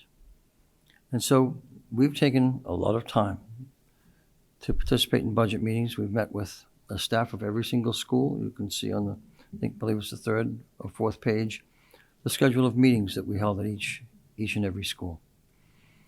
because it's important for us to listen to the people that we hire to educate children. People who intimately know a child, know a child's strengths, know a child's areas of need. And we want them to convey that to us. In my office, in my closet, there were probably 300 books from various authors on how to improve education. I don't read any of them. I don't need to read any of them because all I do and all Matt does and Amy and others is talk with our staff. When I hire a person, because I interview every single staff member, every teacher that is hired in this district, I have the final interview. And we have an interview that lasts sometimes about an hour. And when it ends, I ask them to come back at the end of the year and tell me, excuse me, first of all, what was good about their first year of experience. Ellen, it was that candy bar that I just ate. And I knew I shouldn't have eaten it. I asked them to tell me about what was positive about their first year's experience. But equally as importantly, I asked them for their suggestion, their recommendation on how we make a better experience for our students. I want them engaged. I want them thinking and participating and knowing that we value their opinions in terms of how do we improve the education opportunities for our students. So it presents you with the schedule of meetings. I can tell you that some staff have said to us that, we've worked here for 20 years, we've worked here for 25 years, we've worked here for 10 years. It's the first time that someone's asked our opinion. And this has gone back a couple of years now, because that's important. People need to know that they count, that we care about them, we know that they're there, and we care about what they're doing. The next slide is the supports for quality school system. Over many, many years in talking with educators, reading educational research, these are some of the variables, some of the very important variables that lead to the quality of an overall school system. First and foremost, and I'm not going to go through all of these because I could talk for the entire night about all of them, is a highly qualified, trained, well-prepared staff. There is no substitute for excellent teachers. I ask every candidate who I interview to name me a favorite teacher in life. If I asked every one of you right now to name me a favorite teacher that you had in life, it wouldn't take you more than 2 seconds to tell me. It's a person who has a profound impact, not only academically, but socially, emotionally. A person who believed in us, encouraged us, helped us believe in ourselves, made us think and know and understand that they cared about us and our well-being, not only academically, but as a person. So that's what we're looking for. Great people to teach children. We don't hire everyone. As you know, we have an outstanding assistant superintendent for business in Matt. We have an outstanding assistant superintendent for curriculum, instruction, and assessment in Amy Doyle. We're moving this school system forward. Amy has brought significant improvement to the curriculum of the school district at all levels, working with the staff. Not a top-down approach, but working with everyone to have them engaged, to value their opinions. All of the other variables that you see here are extraordinarily important.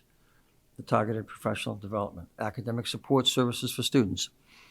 From my experience over many years as superintendent, I happen to think that one of the most important and significant services that we could offer children is intervention services at the early grade levels in both reading and mathematics. I think sometimes it's a little bit difficult from a budgetary perspective to try and get everything at once, and that's not our approach. We're trying to be strategic and establish the priorities in terms of what type of intervention services are most significant to students in their development at this point in time, and what can we afford at this point in time. As Heather said, the social emotional wellness of students is extraordinarily important. Totally different society, totally different world, totally different country than what it was 10, 20, 30, 40 years ago. Children are coming to school with much more anxiety, that's impacting their ability to learn. They're acting out sometimes behaviorally, but even more significantly is we keep an eye on those who are keeping it all in here, which is sometimes more concerning than a child who acts out because of something that's going on in their lives. We want to maintain reasonable class size. Based on the research, there's multiple research that indicates that class size has a positive impact on academic achievement of students more at the earlier grade levels, diminishing somewhat at the upper grade levels. Okay? And so that's why we make a concerted effort to keep our class sizes reasonable.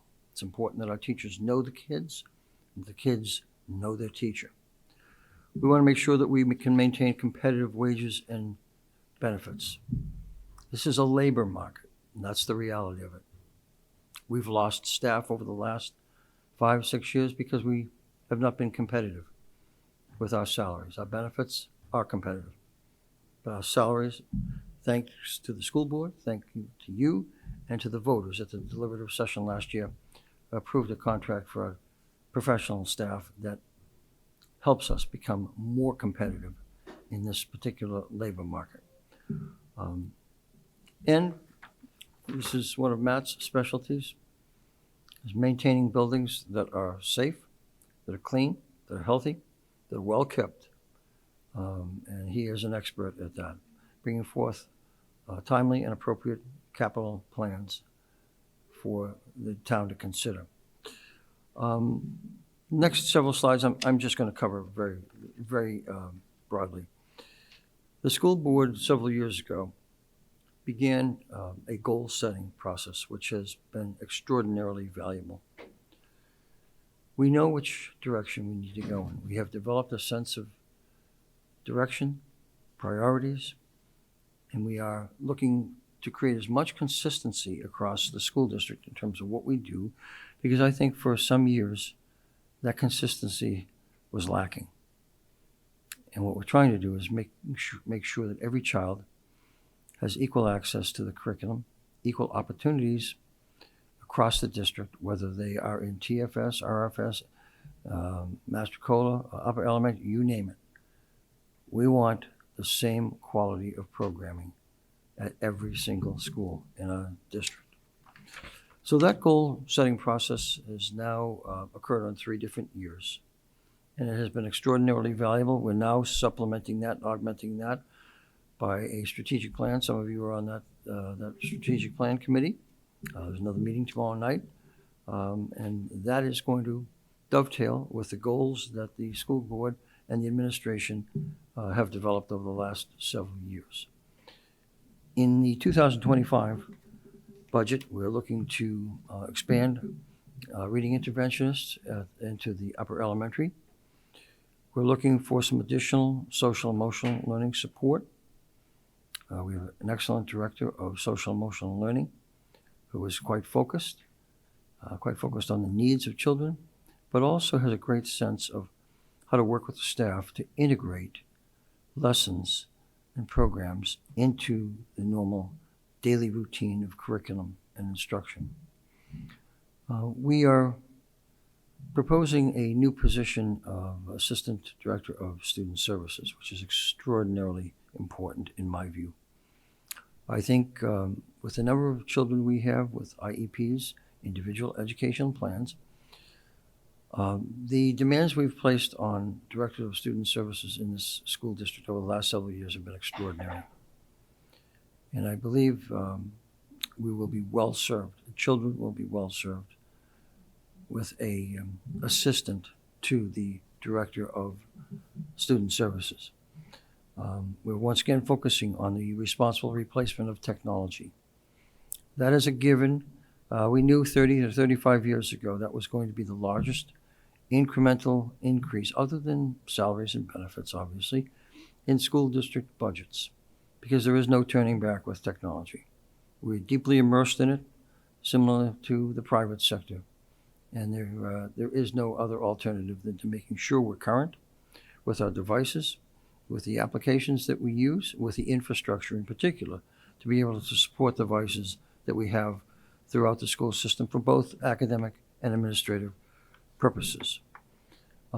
Just quickly, not going to cover a lot of the curriculum instruction assessment priorities, but we're looking at purchasing materials that will allow us to do more authentic progress monitoring in the school district, finding out where a student is at any one point in time each week, and adjusting instruction, adjusting the curriculum accordingly. We are moving more towards a consistent and consistently applied structured literacy approach across the school district. And during the course of the budget meetings, Amy, who is an absolute crackerjack assistant superintendent for curriculum, will be able to talk to you at length and extensively. This is, I'm just giving you the 1,000-foot level tonight, as I said. She's worked very hard also on professional development, on focused professional development. Not generalized in nature or trying to minimize that generalized professional development. This comes into play actually in the construction of our school calendar each year. Some people have a tendency to think that we just take a calendar and just stamp it next year's dates and move forward. What we do is we talk about what is the professional development that we need to conduct for our staff based on the programs that we are now bringing into the school district. Doesn't make any difference whether it's elementary, middle school, or high school level. We need to know what it is we need to do to train staff. There isn't an organization in the private sector in this world that doesn't train their staff, and it's vitally important that we do the same thing. Matt, as you know, is as good as they come in terms of school finances and facilities and operations. As skilled a person as I've ever worked with. In the facilities priorities, we are proposing a new central office. And I know I've heard a lot of rumblings about taxes. Those rumblings existed 50 years ago. They'll exist 50 years from now.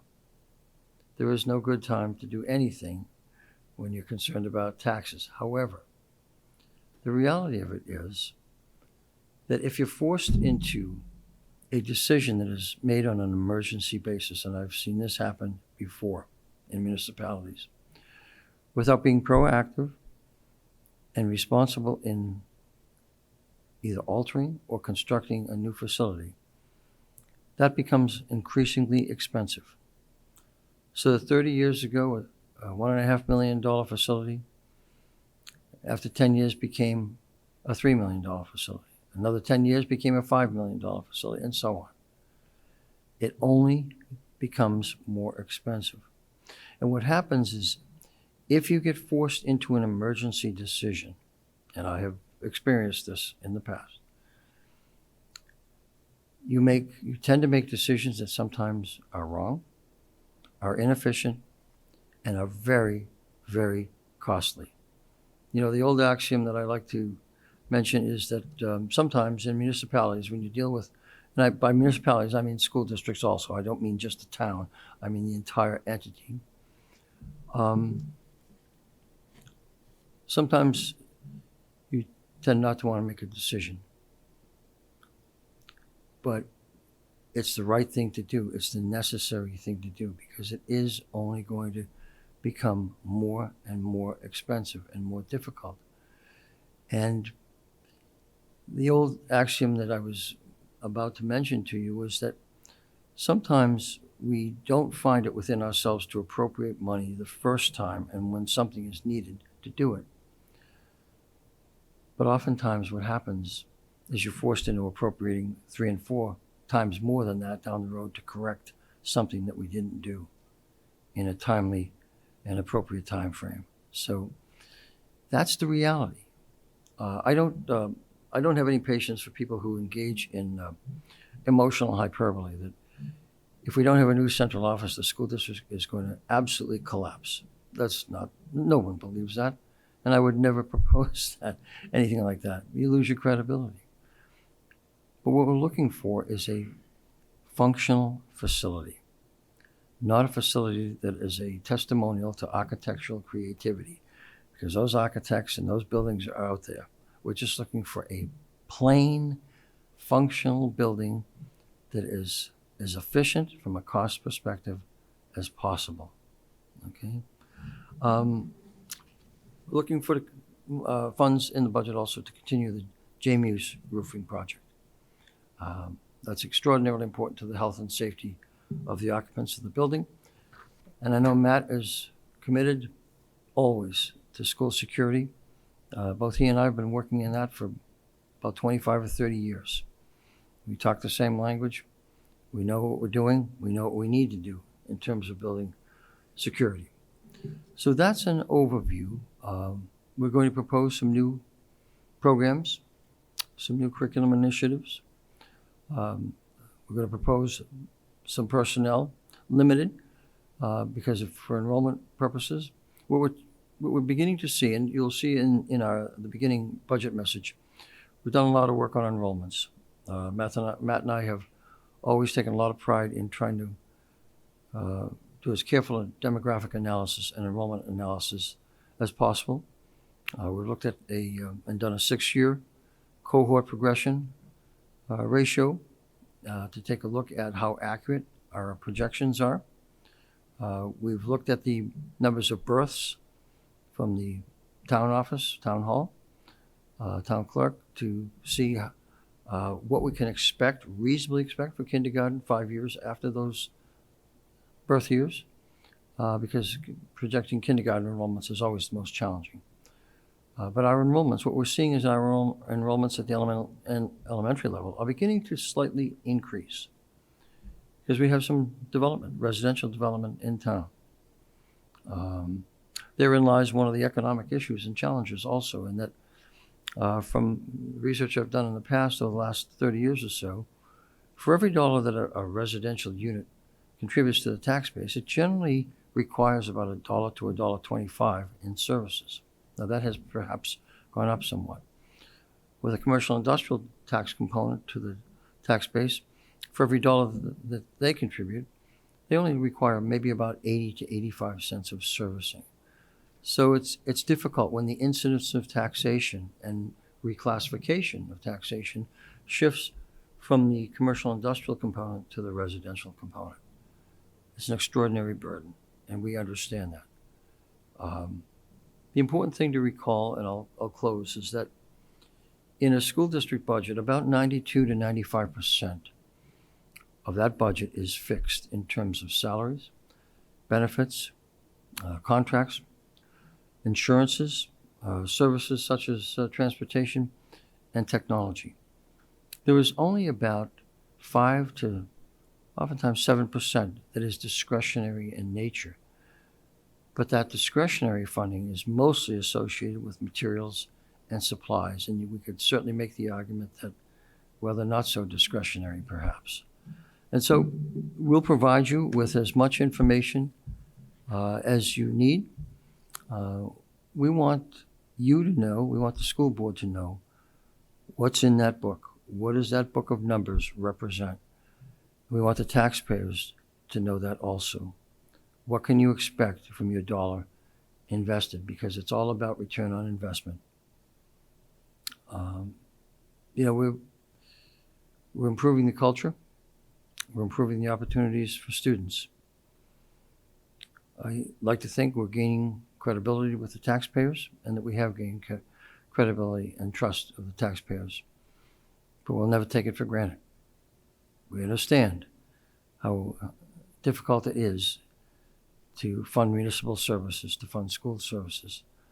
But we're trying to earn everyone's confidence by showing them we're trying to do the right thing for children, for their particular child or their grandchild, because we have a lot of grandparents, as you know, who are very much involved still at this point in their life, in their grandchildren's lives. And so we're looking forward to telling the story far beyond what those numbers say in the budget book, and we're glad to answer any of your questions as we go through the whole process. So thank you, and I didn't mean to take too much time, but there's a lot of work that goes into those books. And the problem is it only particularly shows numbers. But once again, I ask you to reflect on, for every number that's in that book, is it a person?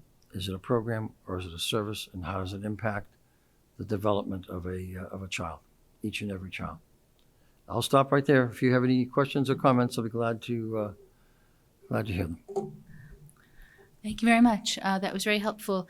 I very much enjoy the fact that you made the time to be here to give an overview. I think it gives us a strong starting point, perhaps a stronger one than we have had in some years in the past. Keeping in mind that we have the school board chair yet to speak, are there any questions or thoughts? Just if at any time you have any questions, Thank need you. any information, please let us know. Thank you very much.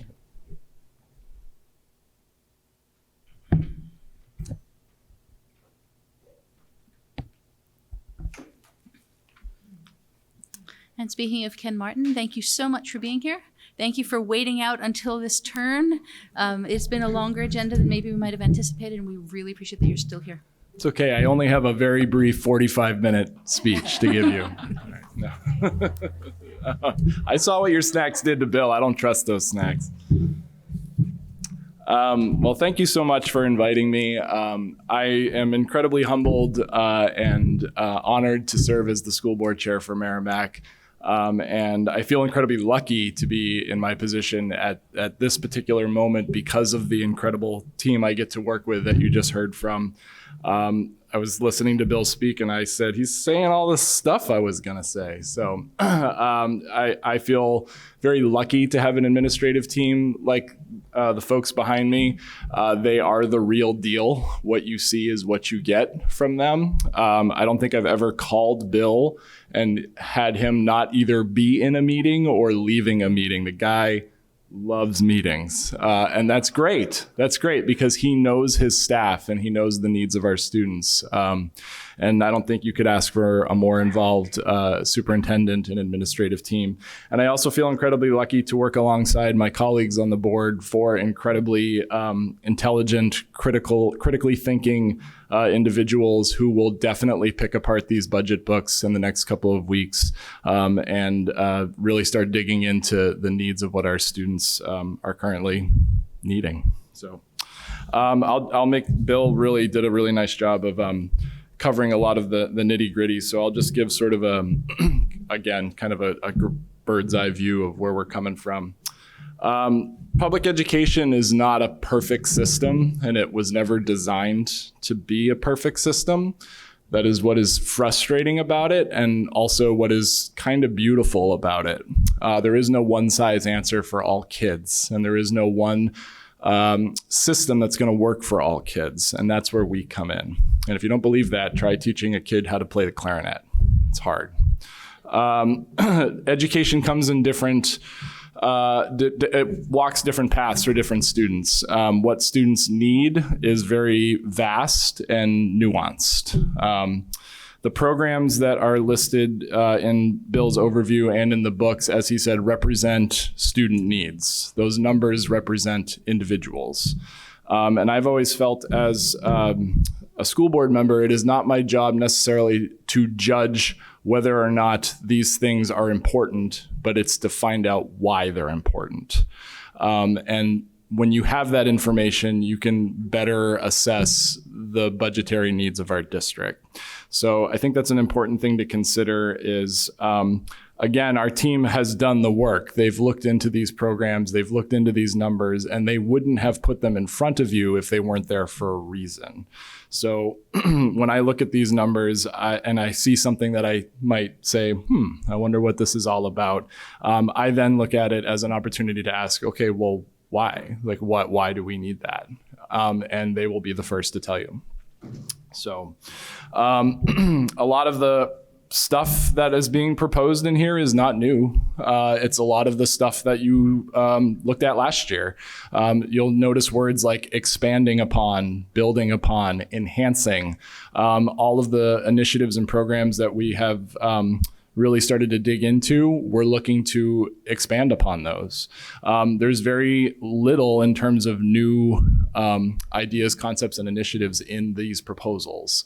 So education takes time. It takes about 3 to 5 years to see programs take shape, to see progress in those programs.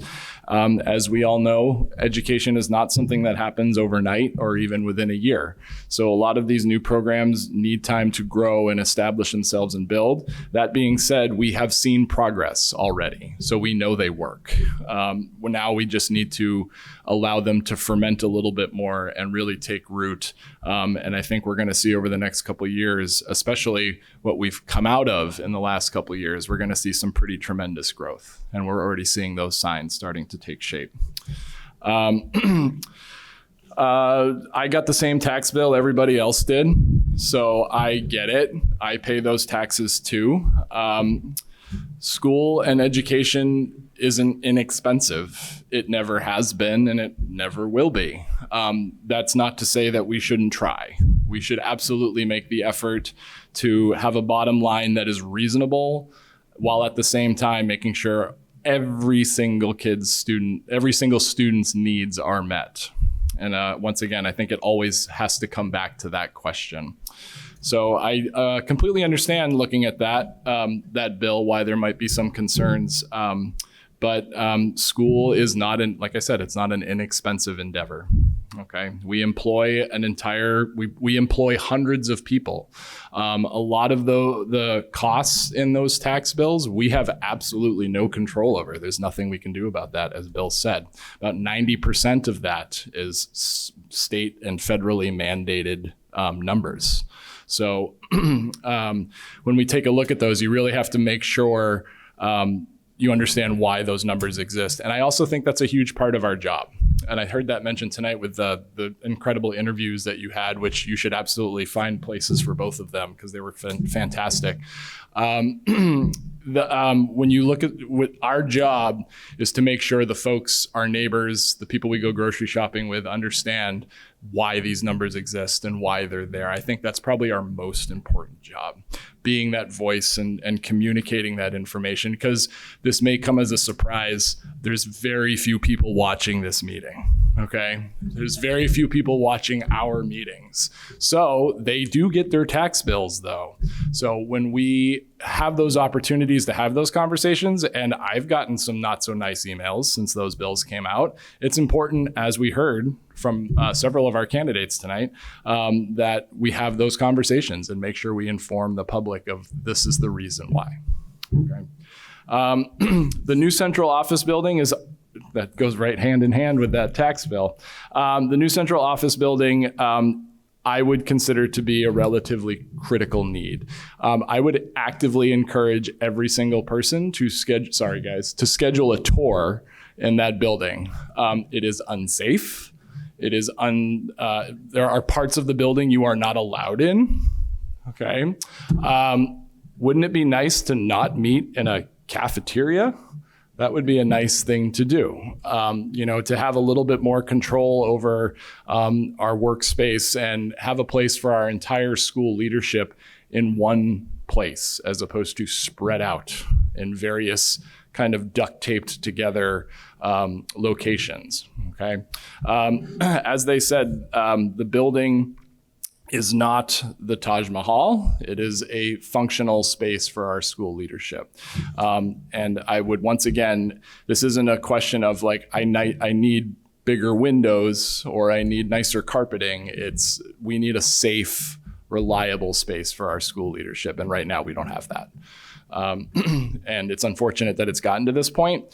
There have been several opportunities in the past where we were close, didn't quite get there, and then we just kind of let it go, and that number continues to go up. And it will continue to go up as the building quality will continue to go down. So there, as Bill said, there's never a good time, but it's time for sure. And again, just in closing, like I said, Bill took all my good stuff. Just in closing, I really very much look forward to, I was really proud of the budget we put together, and by we, I mean us, the school board and this committee last year. I think we did considering inflation rates and considering all the concerns that typically come with a budget proposal at a deliberative session. I was really proud with what we came out on the other side with. And I really hope to continue that. I really hope to continue this dialogue. Please do not hesitate. I am openly inviting you to come to our meetings, to have those discussions. We will be doing these very types of discussions over the next couple of weeks. Next Monday, we will be digging into those purple binders. And so anytime, Chuck is a frequent guest. So we would actively encourage everybody to come and visit and share information or just listen or be a part of the discussion. We would welcome it. So thank you. If you have any questions, I'd be happy to hopefully answer them. Thank you very much. Let me open the floor. Chuck.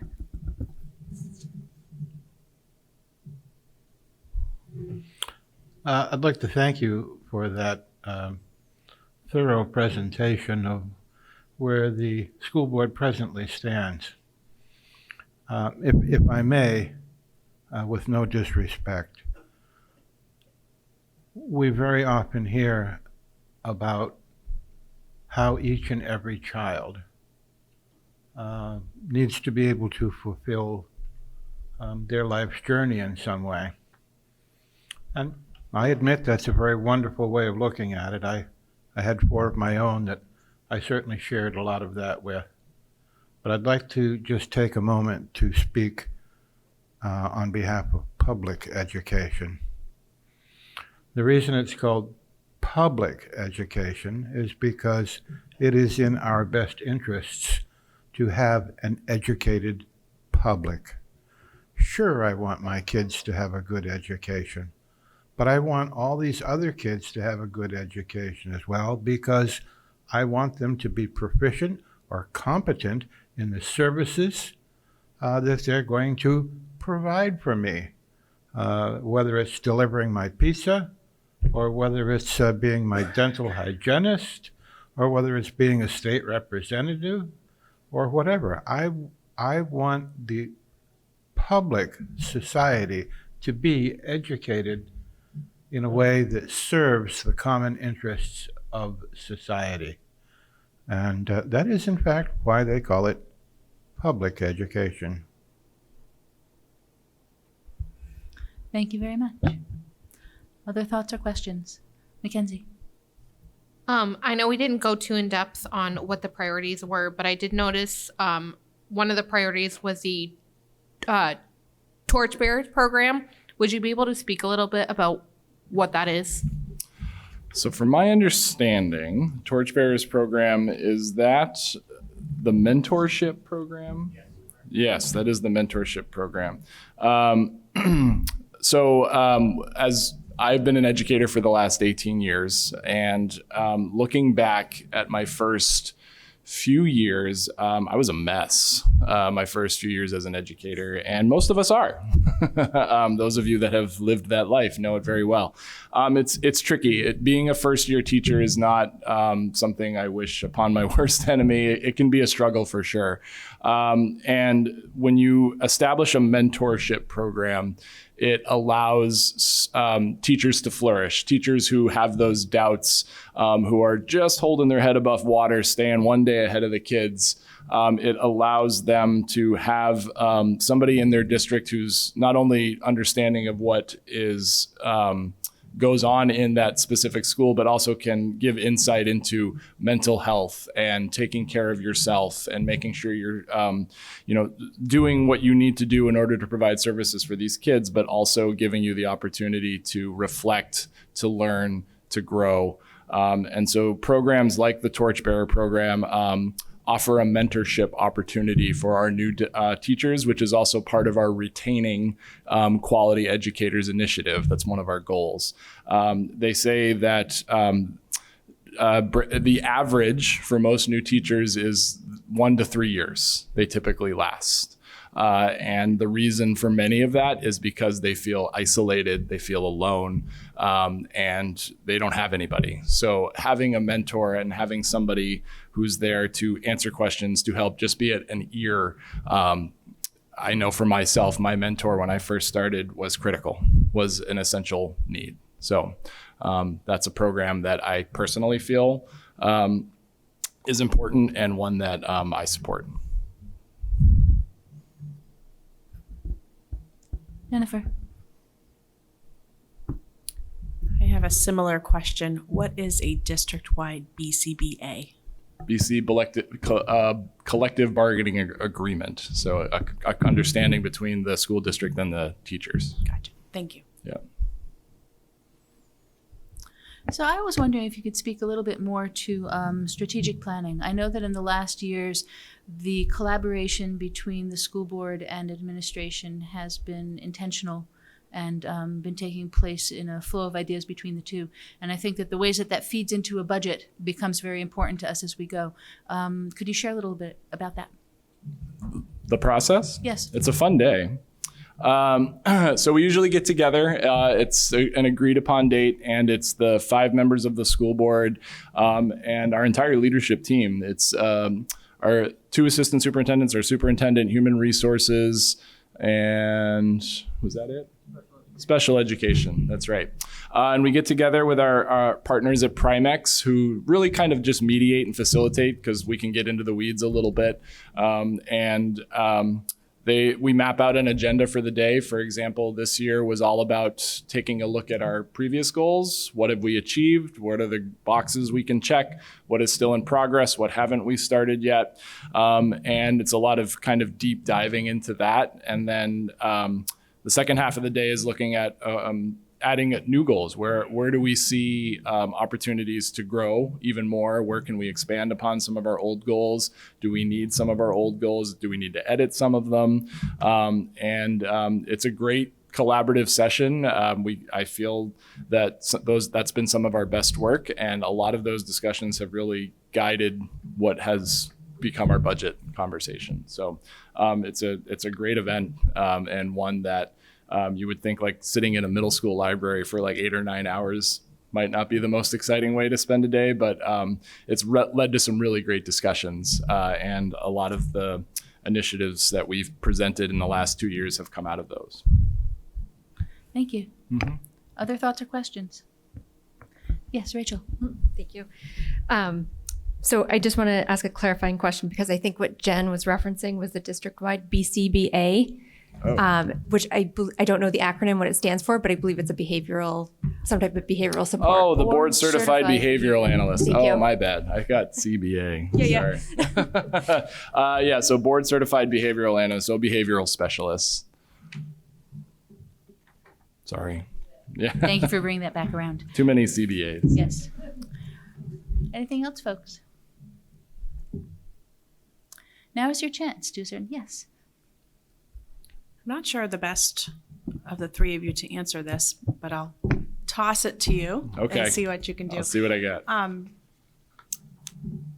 When you think about the burden on the taxpayers and the ROI, and having credibility with the taxpayers, how do you see this year's budget falling in line with some of their concerns, given the fact that our ROI as a district is pretty low right now in terms of our rankings? I can see, let me go back a little bit into that. So rankings are never something I've ever taken seriously. And I think anybody who's been involved in education for a long time probably feels the same way. I think when you look at rankings, I think it's important to understand that where that data is coming from. And that data is not applicable to all school districts. So a lot of these places that do rankings base them on things like AP enrollment, high school graduation rate, college acceptance. So for example, the district I teach in, about 30% live below the poverty line. They're not taking AP classes. They're not going to college. We're lucky if they come to school. So when you look at those rankings, you really have to take that into consideration. I can understand looking at that number is a nice kind of, it's a visual and you see where, we land in terms of that. But I think you have to dig a little deeper into what those rankings really mean. Now, that being said, I don't think we should settle for having a low ranking. I think those things are important. We should have students graduating high school. We should be aiming for all students to graduate high school. I firmly believe that college is not the right path for all students. I don't think all students should be expected to go to college, especially now. In the last 20 years, the cost of college has skyrocketed, and it's just not feasible for many families. If that's what you're basing rankings on, I think that's a flawed system. So when you're looking at the dollar amount and then class rankings, I think they are not mutually exclusive. I don't think you can look at how much we're spending on a school district and saying, well, we're spending $80 million on a school district, we should be at this rank. Because again, some of our kids don't eat food when they go home. They don't have access to clean water when they go home. So expecting them to score high on their SATs I think that's an unrealistic expectation. I think what achievement looks like for individual students is tremendously different in every school, in every classroom. So I feel very passionate about that because I see it every day, what achievement looks like. And I see how dollars are put into that achievement and how what that achievement looks like is completely different for every kid. And some of us have those really high expectations. We want our kids to be the best and we want them to be the top. And there is nothing wrong with that. And that works for a lot of families. It also doesn't work for a lot of families. So I would say to that, all of the proposals that we're putting forward, as Bill said, those all reflect individuals in our classrooms. And so what that success looks like, it might just be I was able to turn in homework today because I was able to actually have a quiet space to do homework. What that homework looked like is going to be different between kid A, kid B, kid C. But I can see why looking at where we rank might cause some concern. I think you have to look a little deeper into what those rankings mean. Myself, yeah. So just as a follow-up to that question, what are the standards that the school board and the administration are putting forth for measuring our progress or our students' ability to be excellent? Absolutely. So our incredible assistant superintendent has incorporated this iReady program, which if you haven't looked into it, is insanely, I've never seen anything like it. And I have always been kind of skeptical of programs about these, but my son has started bringing them home. And they're, I don't know if it's weekly or biweekly or monthly, but they do these iReady assessments that pinpoint almost to exact data points where their needs are, where they should be, whether it's, if we're talking about reading, if we're talking about mathematics, it will actually sit and lay out a plan. Like, this is where my kid is struggling right now. Because of that, intervention X, Y, and Z is highly recommended. It has really opened up a world of opportunity to examine where our students are struggling, especially after the last couple of years. We need that. We need that because, once again, the last couple of years looked wildly different for everybody. So the iReady program, I think, has done a fantastic job, even in its infancy. We haven't really been using it for that long. I think that has really kind of set, kind of based on national averages and state averages, where our students need to be and what we need to do to get them there. So I would highly recommend checking that out. If you have a kid in the district, you've probably already seen it. And if you haven't, I would email Amy Doyle. She will tell you all about it. It's fantastic. I don't know if that answered your question. Did, but I have something. How many grades is iReady used in right now? I think it's K through 8. K through 8. Yeah.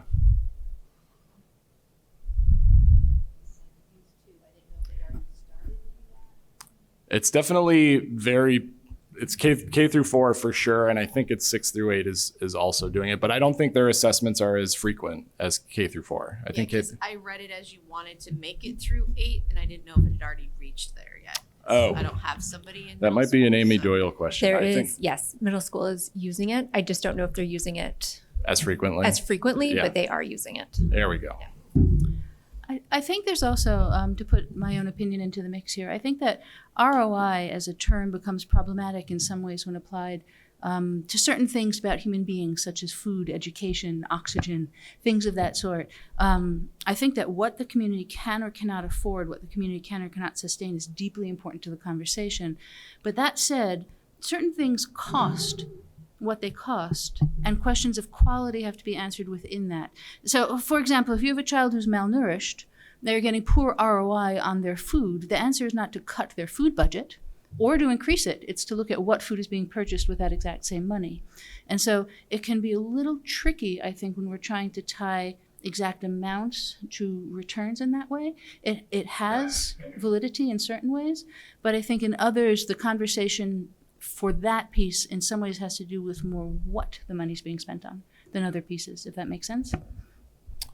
Yeah, and that goes back to just, again, it's such a nuanced discussion, right? Like even pick any classroom in this building, take a random group of 20 kids, and what progress and educational excellence looks like.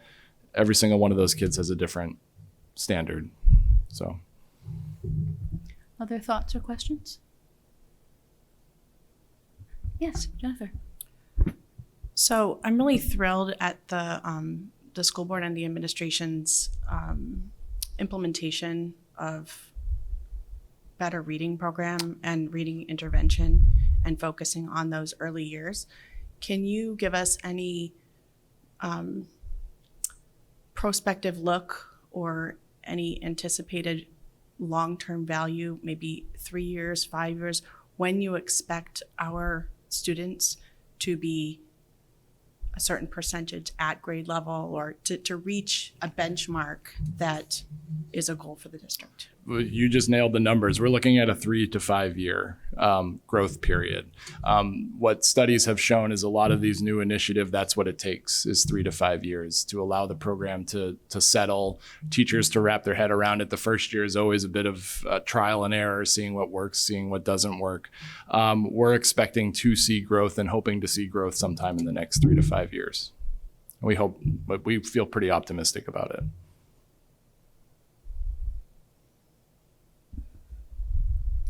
Anything else?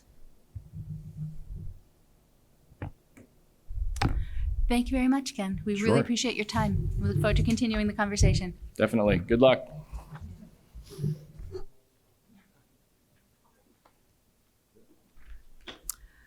Okay, I'm going to do a very slight, not switch around, but I think that it is a more natural piece for us to move to the materials needed piece now as opposed to holding off on it. So we'll talk about liaison teams in a bit, but the materials needed I'm going to pop up to the present. I want to make sure that there's clear understanding about these lovely books. And whoever organized, thank you, Pat, who I know was part of it, bringing these to us this year, such a nice thing to do. For those of you who have not been a part of it, we usually have to schlep ourselves up to the district offices to get them, and having them delivered was a treat.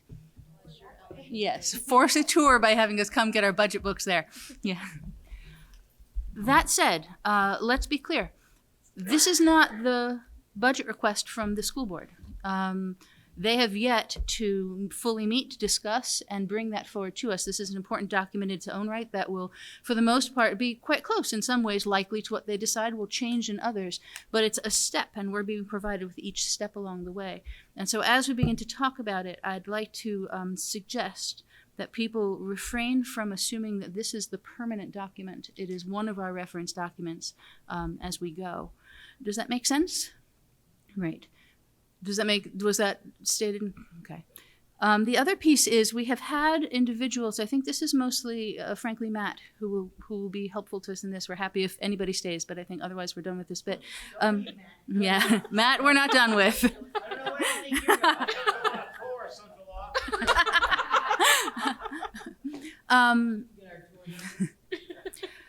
We've had individuals talking about other materials that would be helpful.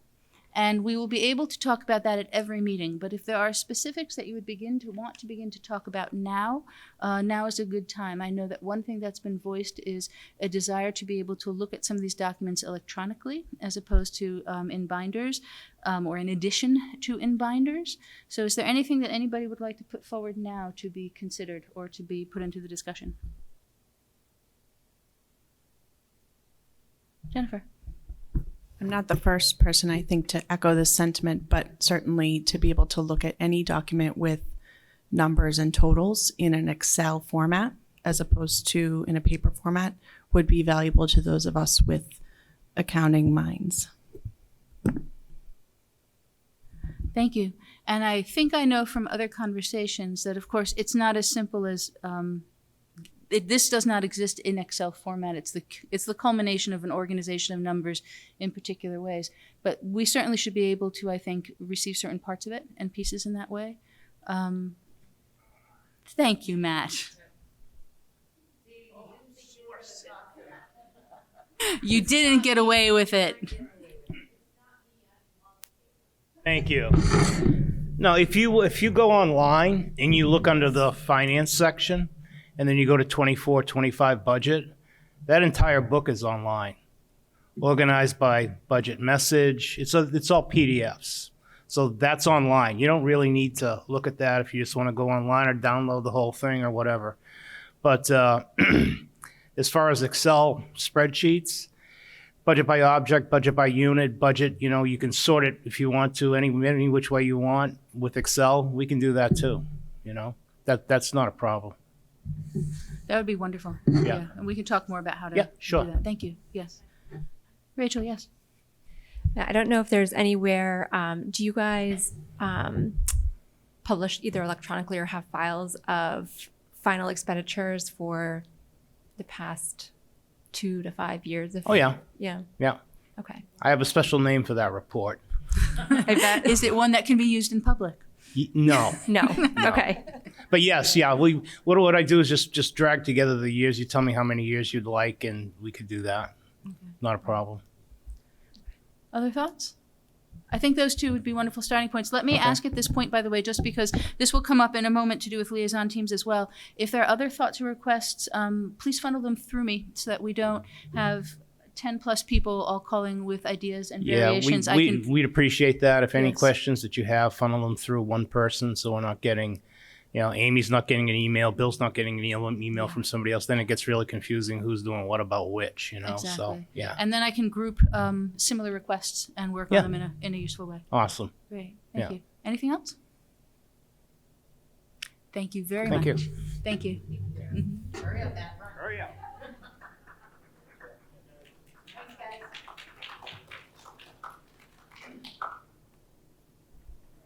Two more items of organization/business. First of all, in your packets, you have a piece of paper that has a flow chart on it, and it has the making a motion as the first upper left-hand corner, if you can find that document.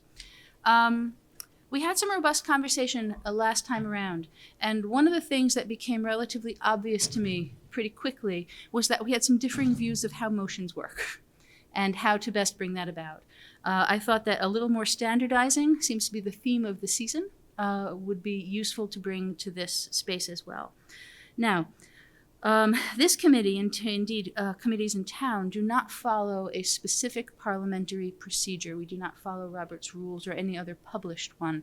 We draw heavily from some of them and from tradition, but it is typically up to me to referee it. And so I thought I would share some of the places that I think we can go with this. What I'm suggesting is the following, and what I'm going to adhere to, absent conversation to convince me of the other side of this, is the following. There are two main ways to approach motions.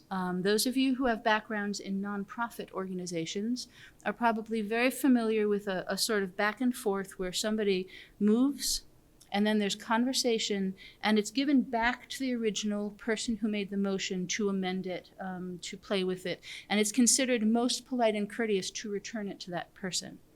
That's not how it always works. There is another camp that says that once you have made a motion, it's put forward to the body. And it is then up to the body to amend it, work with it, change it, and come to a decision. I think that part of what happened last time was a clash of those two styles, and not quite sure where we were going with that. So I'm going to say that we're going with the second. A motion that's put forward becomes owned by the body. And then there are particular things that can be done. There are many things that can be done, but I've listed a few of the possibilities on the side. Those are things that I hope that you will look at and think about doing. They would have helped us, I think, a great deal. So let me back up. Somebody makes a motion. I will be writing down or keeping track of the language. That was another thing that happened. So I will make sure that the language is clear and we have that down. Then it moves into discussion. At that point, it is discussed until it is disposed of in any number of ways. When it is disposed of, or rather it's disposed of by being brought back to a vote, it is restated, and then a vote can happen. While it is in discussion, let's talk about some of the possibilities. You can move to amend it. If you move to amend it and it passes, that becomes the main motion, and that is what continues for discussion and goes to a vote. You can move to substitute. If that happens, we put away the language that originally existed and substitute entirely new motion language. And then that moves forward as the main motion under discussion. Anyone at the table, including the person who put forward the motion, but anyone else can move to withdraw a motion. It does not have to be the original proposer. Once again, there are levels of being courteous and politeness that come into play. You are welcome to continue to use those, but ultimately it can be withdrawn by anyone who successfully moves towards that. You can move that it be sent to committee. Now, we don't have standing committees, but we certainly can create subgroups to look at particular topics if we so choose, and that's a possibility that can be chosen. You may begin to see how some of these would have helped us last time around if we'd had the language. You can move to postpone to a certain time or date and say, we should talk about this at another time. You can move to limit discussion in a variety of ways or call the question. Calling the question is very misunderstood as a rule. When one calls the question, it is not an automatic end to discussion. It triggers a vote in terms of whether discussion should end. And that requires, I'm going to say, this follows Robert's rules, but a 2/3 affirmative vote at that point to end the discussion. And then it moves straight to a vote at that point. Are these making sense? Does this look helpful? Let's see where this takes us.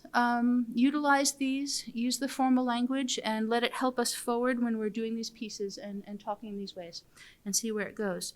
Are there any questions or thoughts on this? Wonderful. Thank you very much. Next, the liaison teams. You'll notice that has returned. They are not called site visits. I had the most interesting discussion. I was grateful to have the most interesting discussion with the leadership team from the district who convened so that we could talk, all of them. And that was some 16 or so individuals from their busy day found the time to come and talk about this. And what they told me was the following, that they understand that these will have to be public meetings. We talked about that, we'll revisit it. But that even if they are fully posted public meetings, they value the work they've had in past years with liaison teams so highly that given the choice to not have public meetings and have site visits, and not have those requirements, but lose the liaison team, or keep it and have to meet public meeting requirements, every single one of them wants to keep you as liaisons in the smaller groups. It was unanimous. It was really interesting and quite touching, frankly. They value the opportunity to talk with a smaller group. They are appreciative of the ability to think prior to the larger meeting deeply about topics in these ways. And that was their request, and I think we should honor it and stay with the original structure. Now, it can't stay unchanged. We also, it is relatively clear, both through some changes that have happened broadly in opinions and also through, we sought and received advisement on this, that the liaison teams are subcommittees. And so they are subject, or I believe should be subject, to the public meeting rules. and we're going to have to retool them accordingly. If you look in your packet, you will see that you have a page named Budget Committee Liaison Team Information. This is the current first draft iteration. It will work well for this year. Of course, we'll talk about it as we can talk about anything at all, of how the liaison teams, the things you need to do and the ways that it should move forward in that way. So first, we will soon give out the list of assignments and we can talk, I know, but we will soon talk about the list of assignments. Thank you. Okay. A public meeting, as we talked about earlier on for our own meeting, same pieces here, has the following. First, liaison team meetings will have to be posted publicly. So you can't decide half an hour before your meeting. It has to be decided enough in advance that we can have it posted, and we'll talk about that a moment more. It must be in person. Zoom will not work in this instance unless we reopen that discussion. Minutes must be taken. Now, minutes taken for this type of record are not court recordings. They are not transcripts of what happens. They are summaries, and we'll give you some guidance in a moment for that one. The meetings are open to the public. Other people can show up. If they show up, they need to be able to observe the entire thing, including if you walk around the buildings. They are permitted to record. They do not have permission, or rather the right to participate, otherwise known as speaking and moving into being an active participant in the meeting.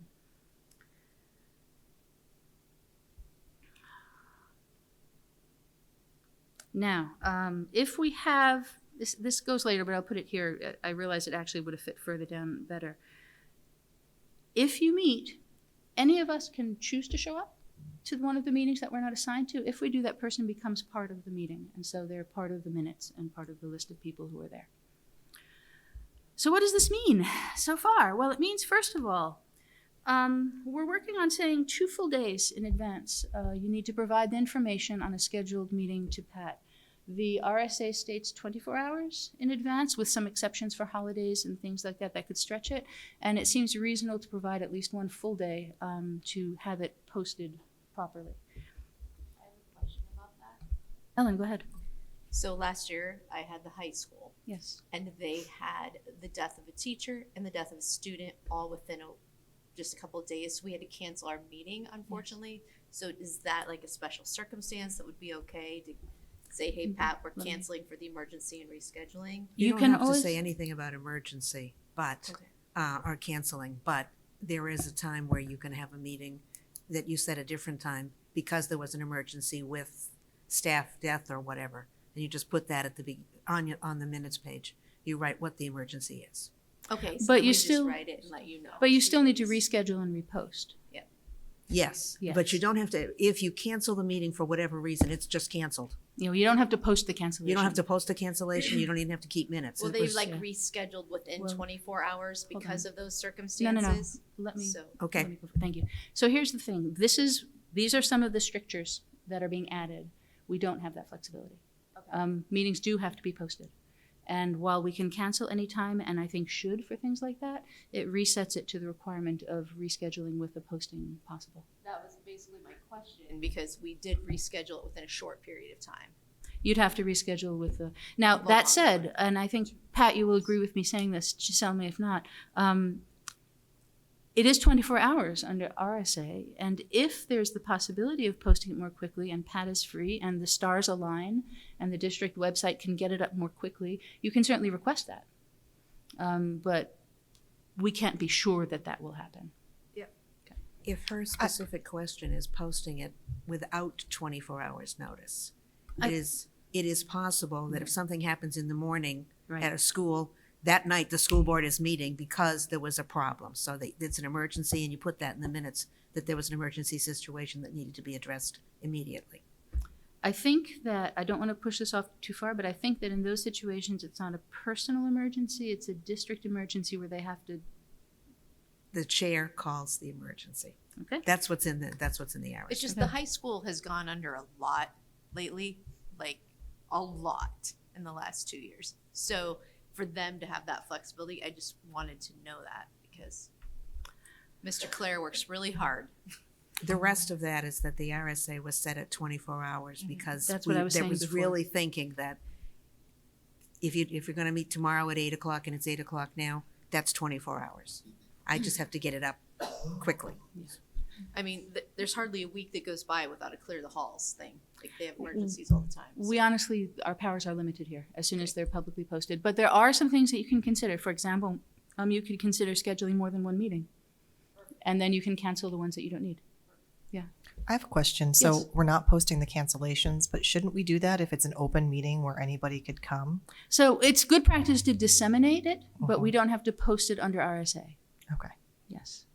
Better practice maybe go to the meeting room and put a sign up.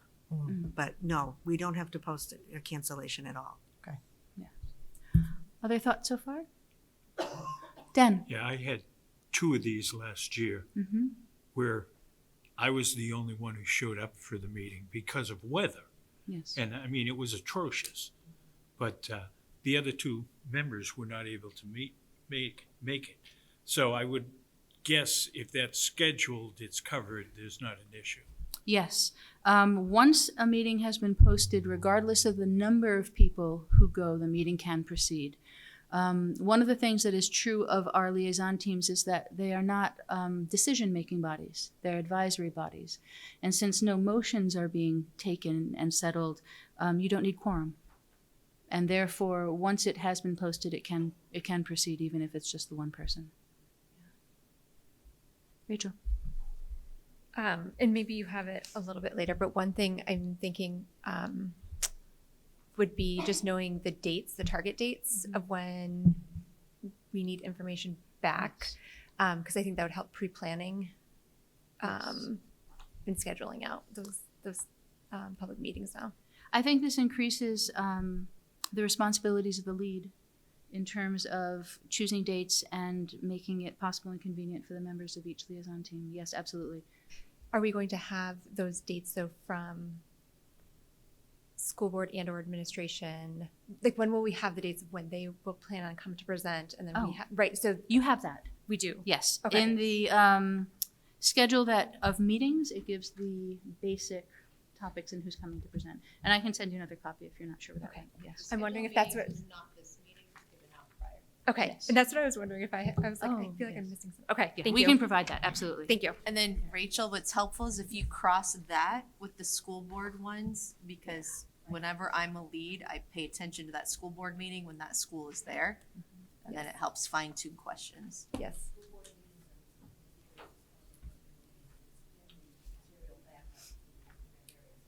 Right.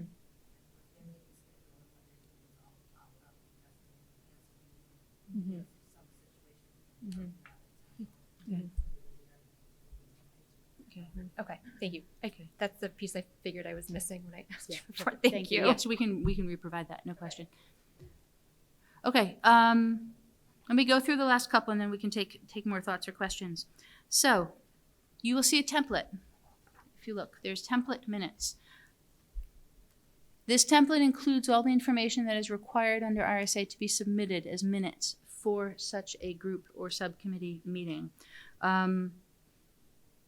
There's no requirement you use this. You could do what you like, but we suggest you do because it is a little tricky to make sure that the exact things they ask for are on the paper.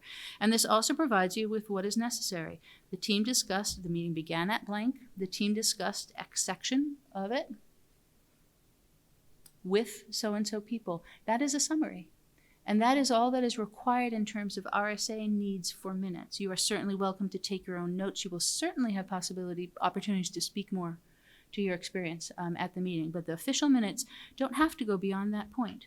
We have put one motion on this, so you will notice. We had fun. This conversation took us back and forth for days. And that is the following, and I still don't know the answer. We've solved it, but I still don't know the answer.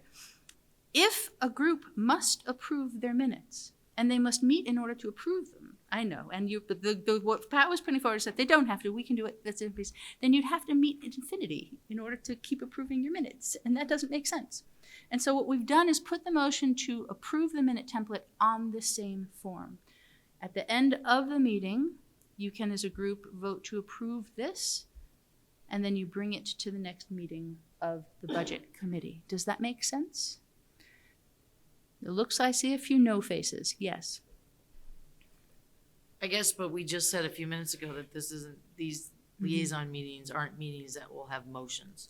A motion And to now we've approve. added a motion. A motion to approve minutes is not a business action item. It's not the business or of the committee. It's a paperwork item. Gotcha. Yeah. Okay, did I get everything? Ah, yes, one more. And we tend to come up across this every few years. It is time to re-mention it. We mentioned this when we were talking just now about the budget, request for budget materials. We are a lot of people with many ideas, many thoughts. It is important that we each individually access where necessary and where it is best to do so. That said, if we each contact individuals within the district without organizing it, we create an incredible burden on their time when they're quite busy. And we're redundant. You may not know that somebody else already asked and got an answer to something, or that somebody else already asked for a clarification and so forth. So we are asking that you do not contact department heads directly. You go through the liaison team head. So you have somebody who is your team leader and you go through them if you are on that liaison team. If you are not, hold your questions. We will have plenty of time to talk with the group in the full public meeting of the committee. Does that make sense as well? Now, if you have exceptions to that or things that you wish to do, just let me know. It's not meant to constrain you from accessing things you'd like to access or visiting places you'd like to visit. It's just meant to make a clearinghouse so that we're not all going off in different directions at the expense of people who are in the schools. Does that make sense? Great. Any other thoughts or questions on the team information? Dan? Yes, since this is not a final document, Mm-hmm. are we still comfortable in using this for the liaison meetings? For my purposes, it is a final document, but it is not the budget request from the school board. It is the final document of the initial request from administration to them. And so, no, Are we comfortable using it as a liaison document? I am comfortable using it as what it is, which is an interim document that we've been given as a courtesy. We should not use it as a final budget request. We have not been provided with that. That said, our job is to create a budget regardless of what materials we are or not given. I have full confidence we'll be given a budget request by the school board. I have no doubts about that. But in a strange world where we weren't, we would still be required to produce a budget for deliberative session. And so we move forward with the documents we have when we have them, and this is what we have at the moment. Jennifer. Since this document was put together by the administration as a whole, it would seem to reason that the requests being made by these departments would have been already factored into these numbers. Would they align in that way? Should we expect that? For the most part, yes. There will be some differences of opinion that you're welcome to explore, and we can decide whether we follow the logic of one decision maker or another. But for the most part, the district does a superb job of bringing forward things in a consistent manner. Yeah. Did that answer that, Dan? No, that's okay. Can I give it another try? Try asking again. Maybe I'll get it right this time. If this is not the final asking budget by the school board, are we still comfortable using this as the discussions in the liaison meetings? What are your thoughts, folks? Yes, Rachel. I'll ask a question back. If we don't use them, what are we going to base our discussions around? Well, then you're going to have to wait till you have the final I don't think we'll meet our input from the timelines school then. board. So I feel like we're using this as one data point to go gather information, to ask questions, explore, and then we'll take that and use the budget request from the school board as well as the information learned and any differences and have discussions at that point. But if you have a discussion based on this, and then it changes, the input that you have must change. I would So say if it it's like means you either have drastic. another meeting or your information is erroneous. Fair. So that's That's my question, is are we comfortable going with this before we get a final? I mean, I haven't seen much change in things in the past, so. But it could.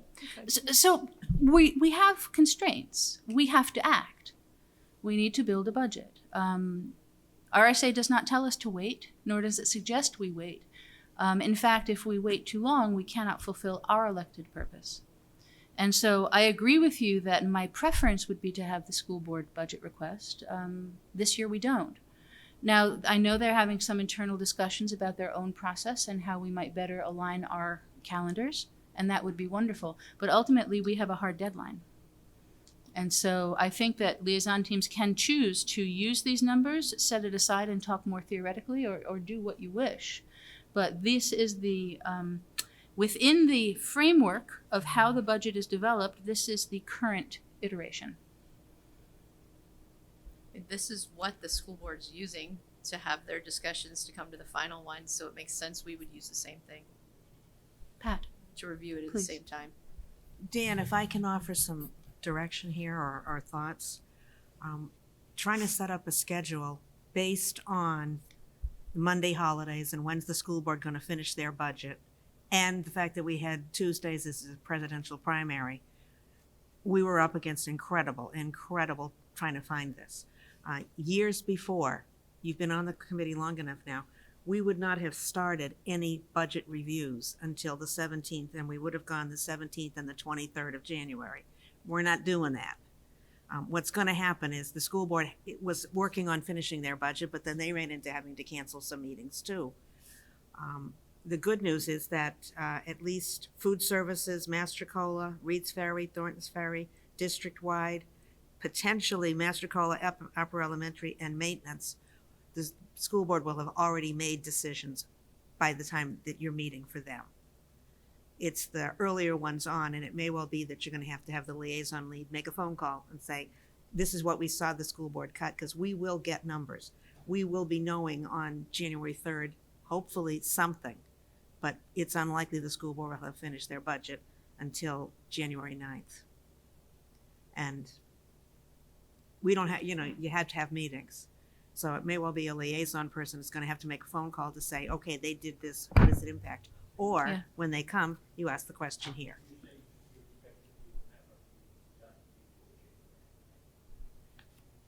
It is the hope that you'll have the meetings done before, in a reasonable time frame prior to the discussion for that Right. unit. And the first review is The January 3rd. first review is January, yes. 3rd. And so if you look at the schedule of topics, you can see what your date, aspirational date may be. Yes, and we're going to go through those again.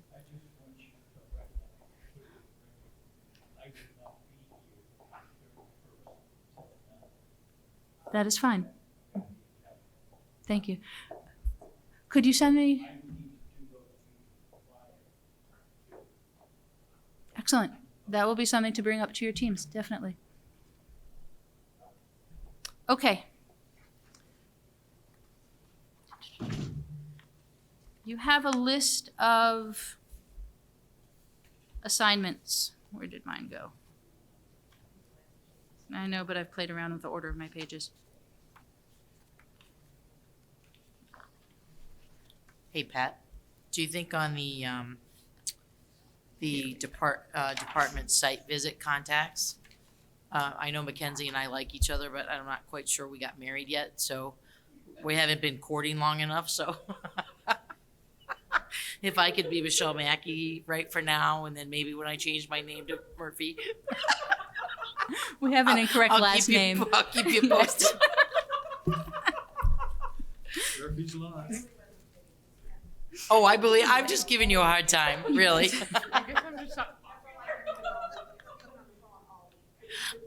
I'm just that giving one. you a hard time, Pat. But Thank you for mentioning it. We can fix that. I did vote. Okay. Rachel. I will provide Pat also, but I'll need a correction with my phone number. Hold on. Folks, If you have any other corrections, let's do them via email or after the meeting in terms of the pieces of it, but please send any of those along. We'd like to get those fixed and have them right. Okay. Budget Committee liaison teams. We have 1, 2, 3, 4, 5, 6, 7, 8, 9. Yes, Mr. Coakley.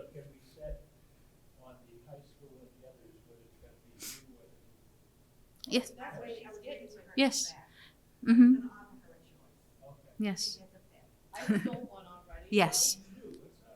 Yes. Okay. We have a few requests for additions and changes already that have been made that we may or may not be able to work in, but I think we can. And so there's space for a bit of that. But let's get the basics in place. Let's get the basic teams in place. Look for your name under the liaison lead.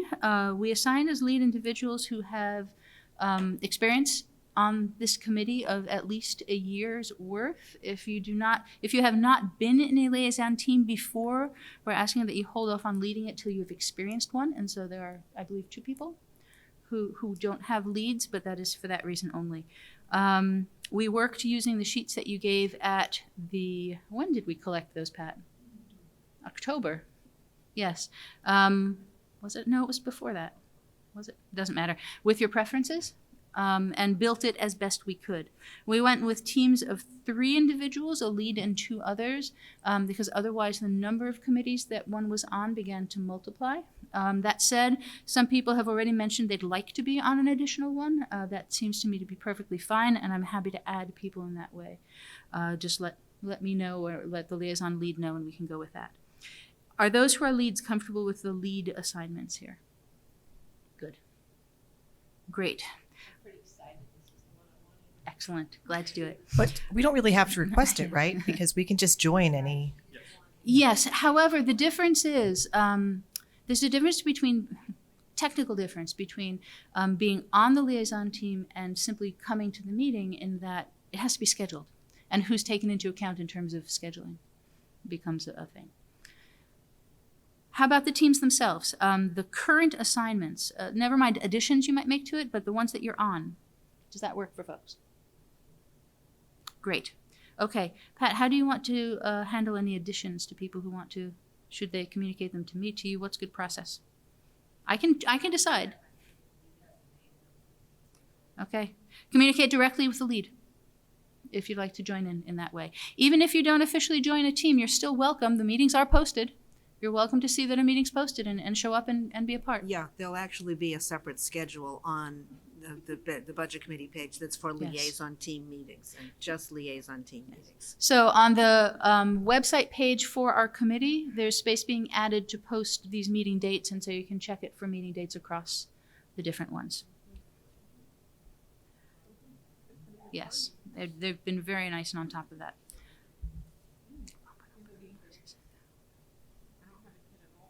Okay, that's it as far as business. Question. Yes, Michelle. I have a question on these meetings, and only because I found it really confusing last year about how these meetings were to be conducted, or discussion points, or things that should be discussed or addressed within those meetings, right? I don't know if there's consistency in that. I wasn't a liaison last year, right, because I was brand new. Right. But I went to I had 2 different lead that ran them differently. So I guess, is there a consistent way we should approach this, or is it just more of? So traditionally, we've left it very open, so that groups can pursue it in whatever manner makes sense for that particular unit or department.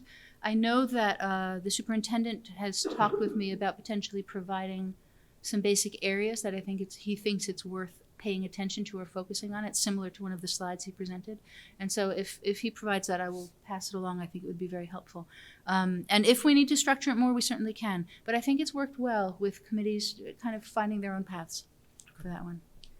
So Michelle, what also helps is if you talk to your department head and you ask them a format that'll best work for them too, and you kind of come to it together. That's at least what I did.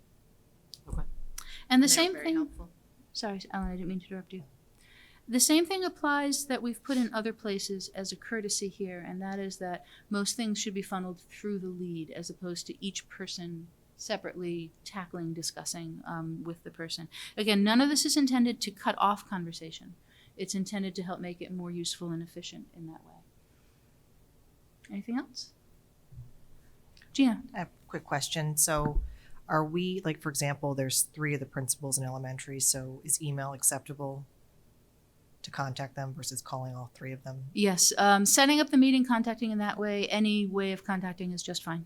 Okay. Yeah. Could we maybe put, and I know they're supposed to follow all the same format, but could we maybe add their, next year, add their emails as well? To the contact information here? Mhm. Yeah, we could certainly do that. Thank you. Thank you. I know, but that way it would. Yeah.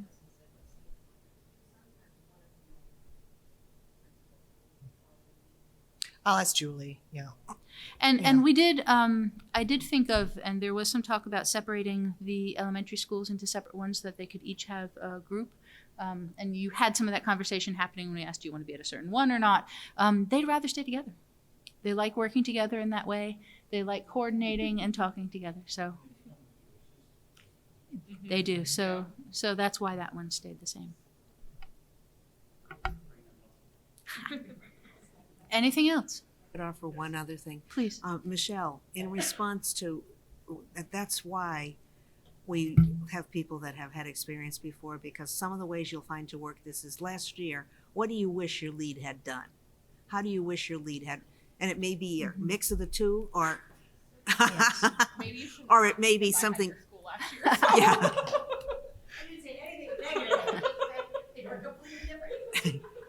Yeah, exactly. And remember your microphones, folks.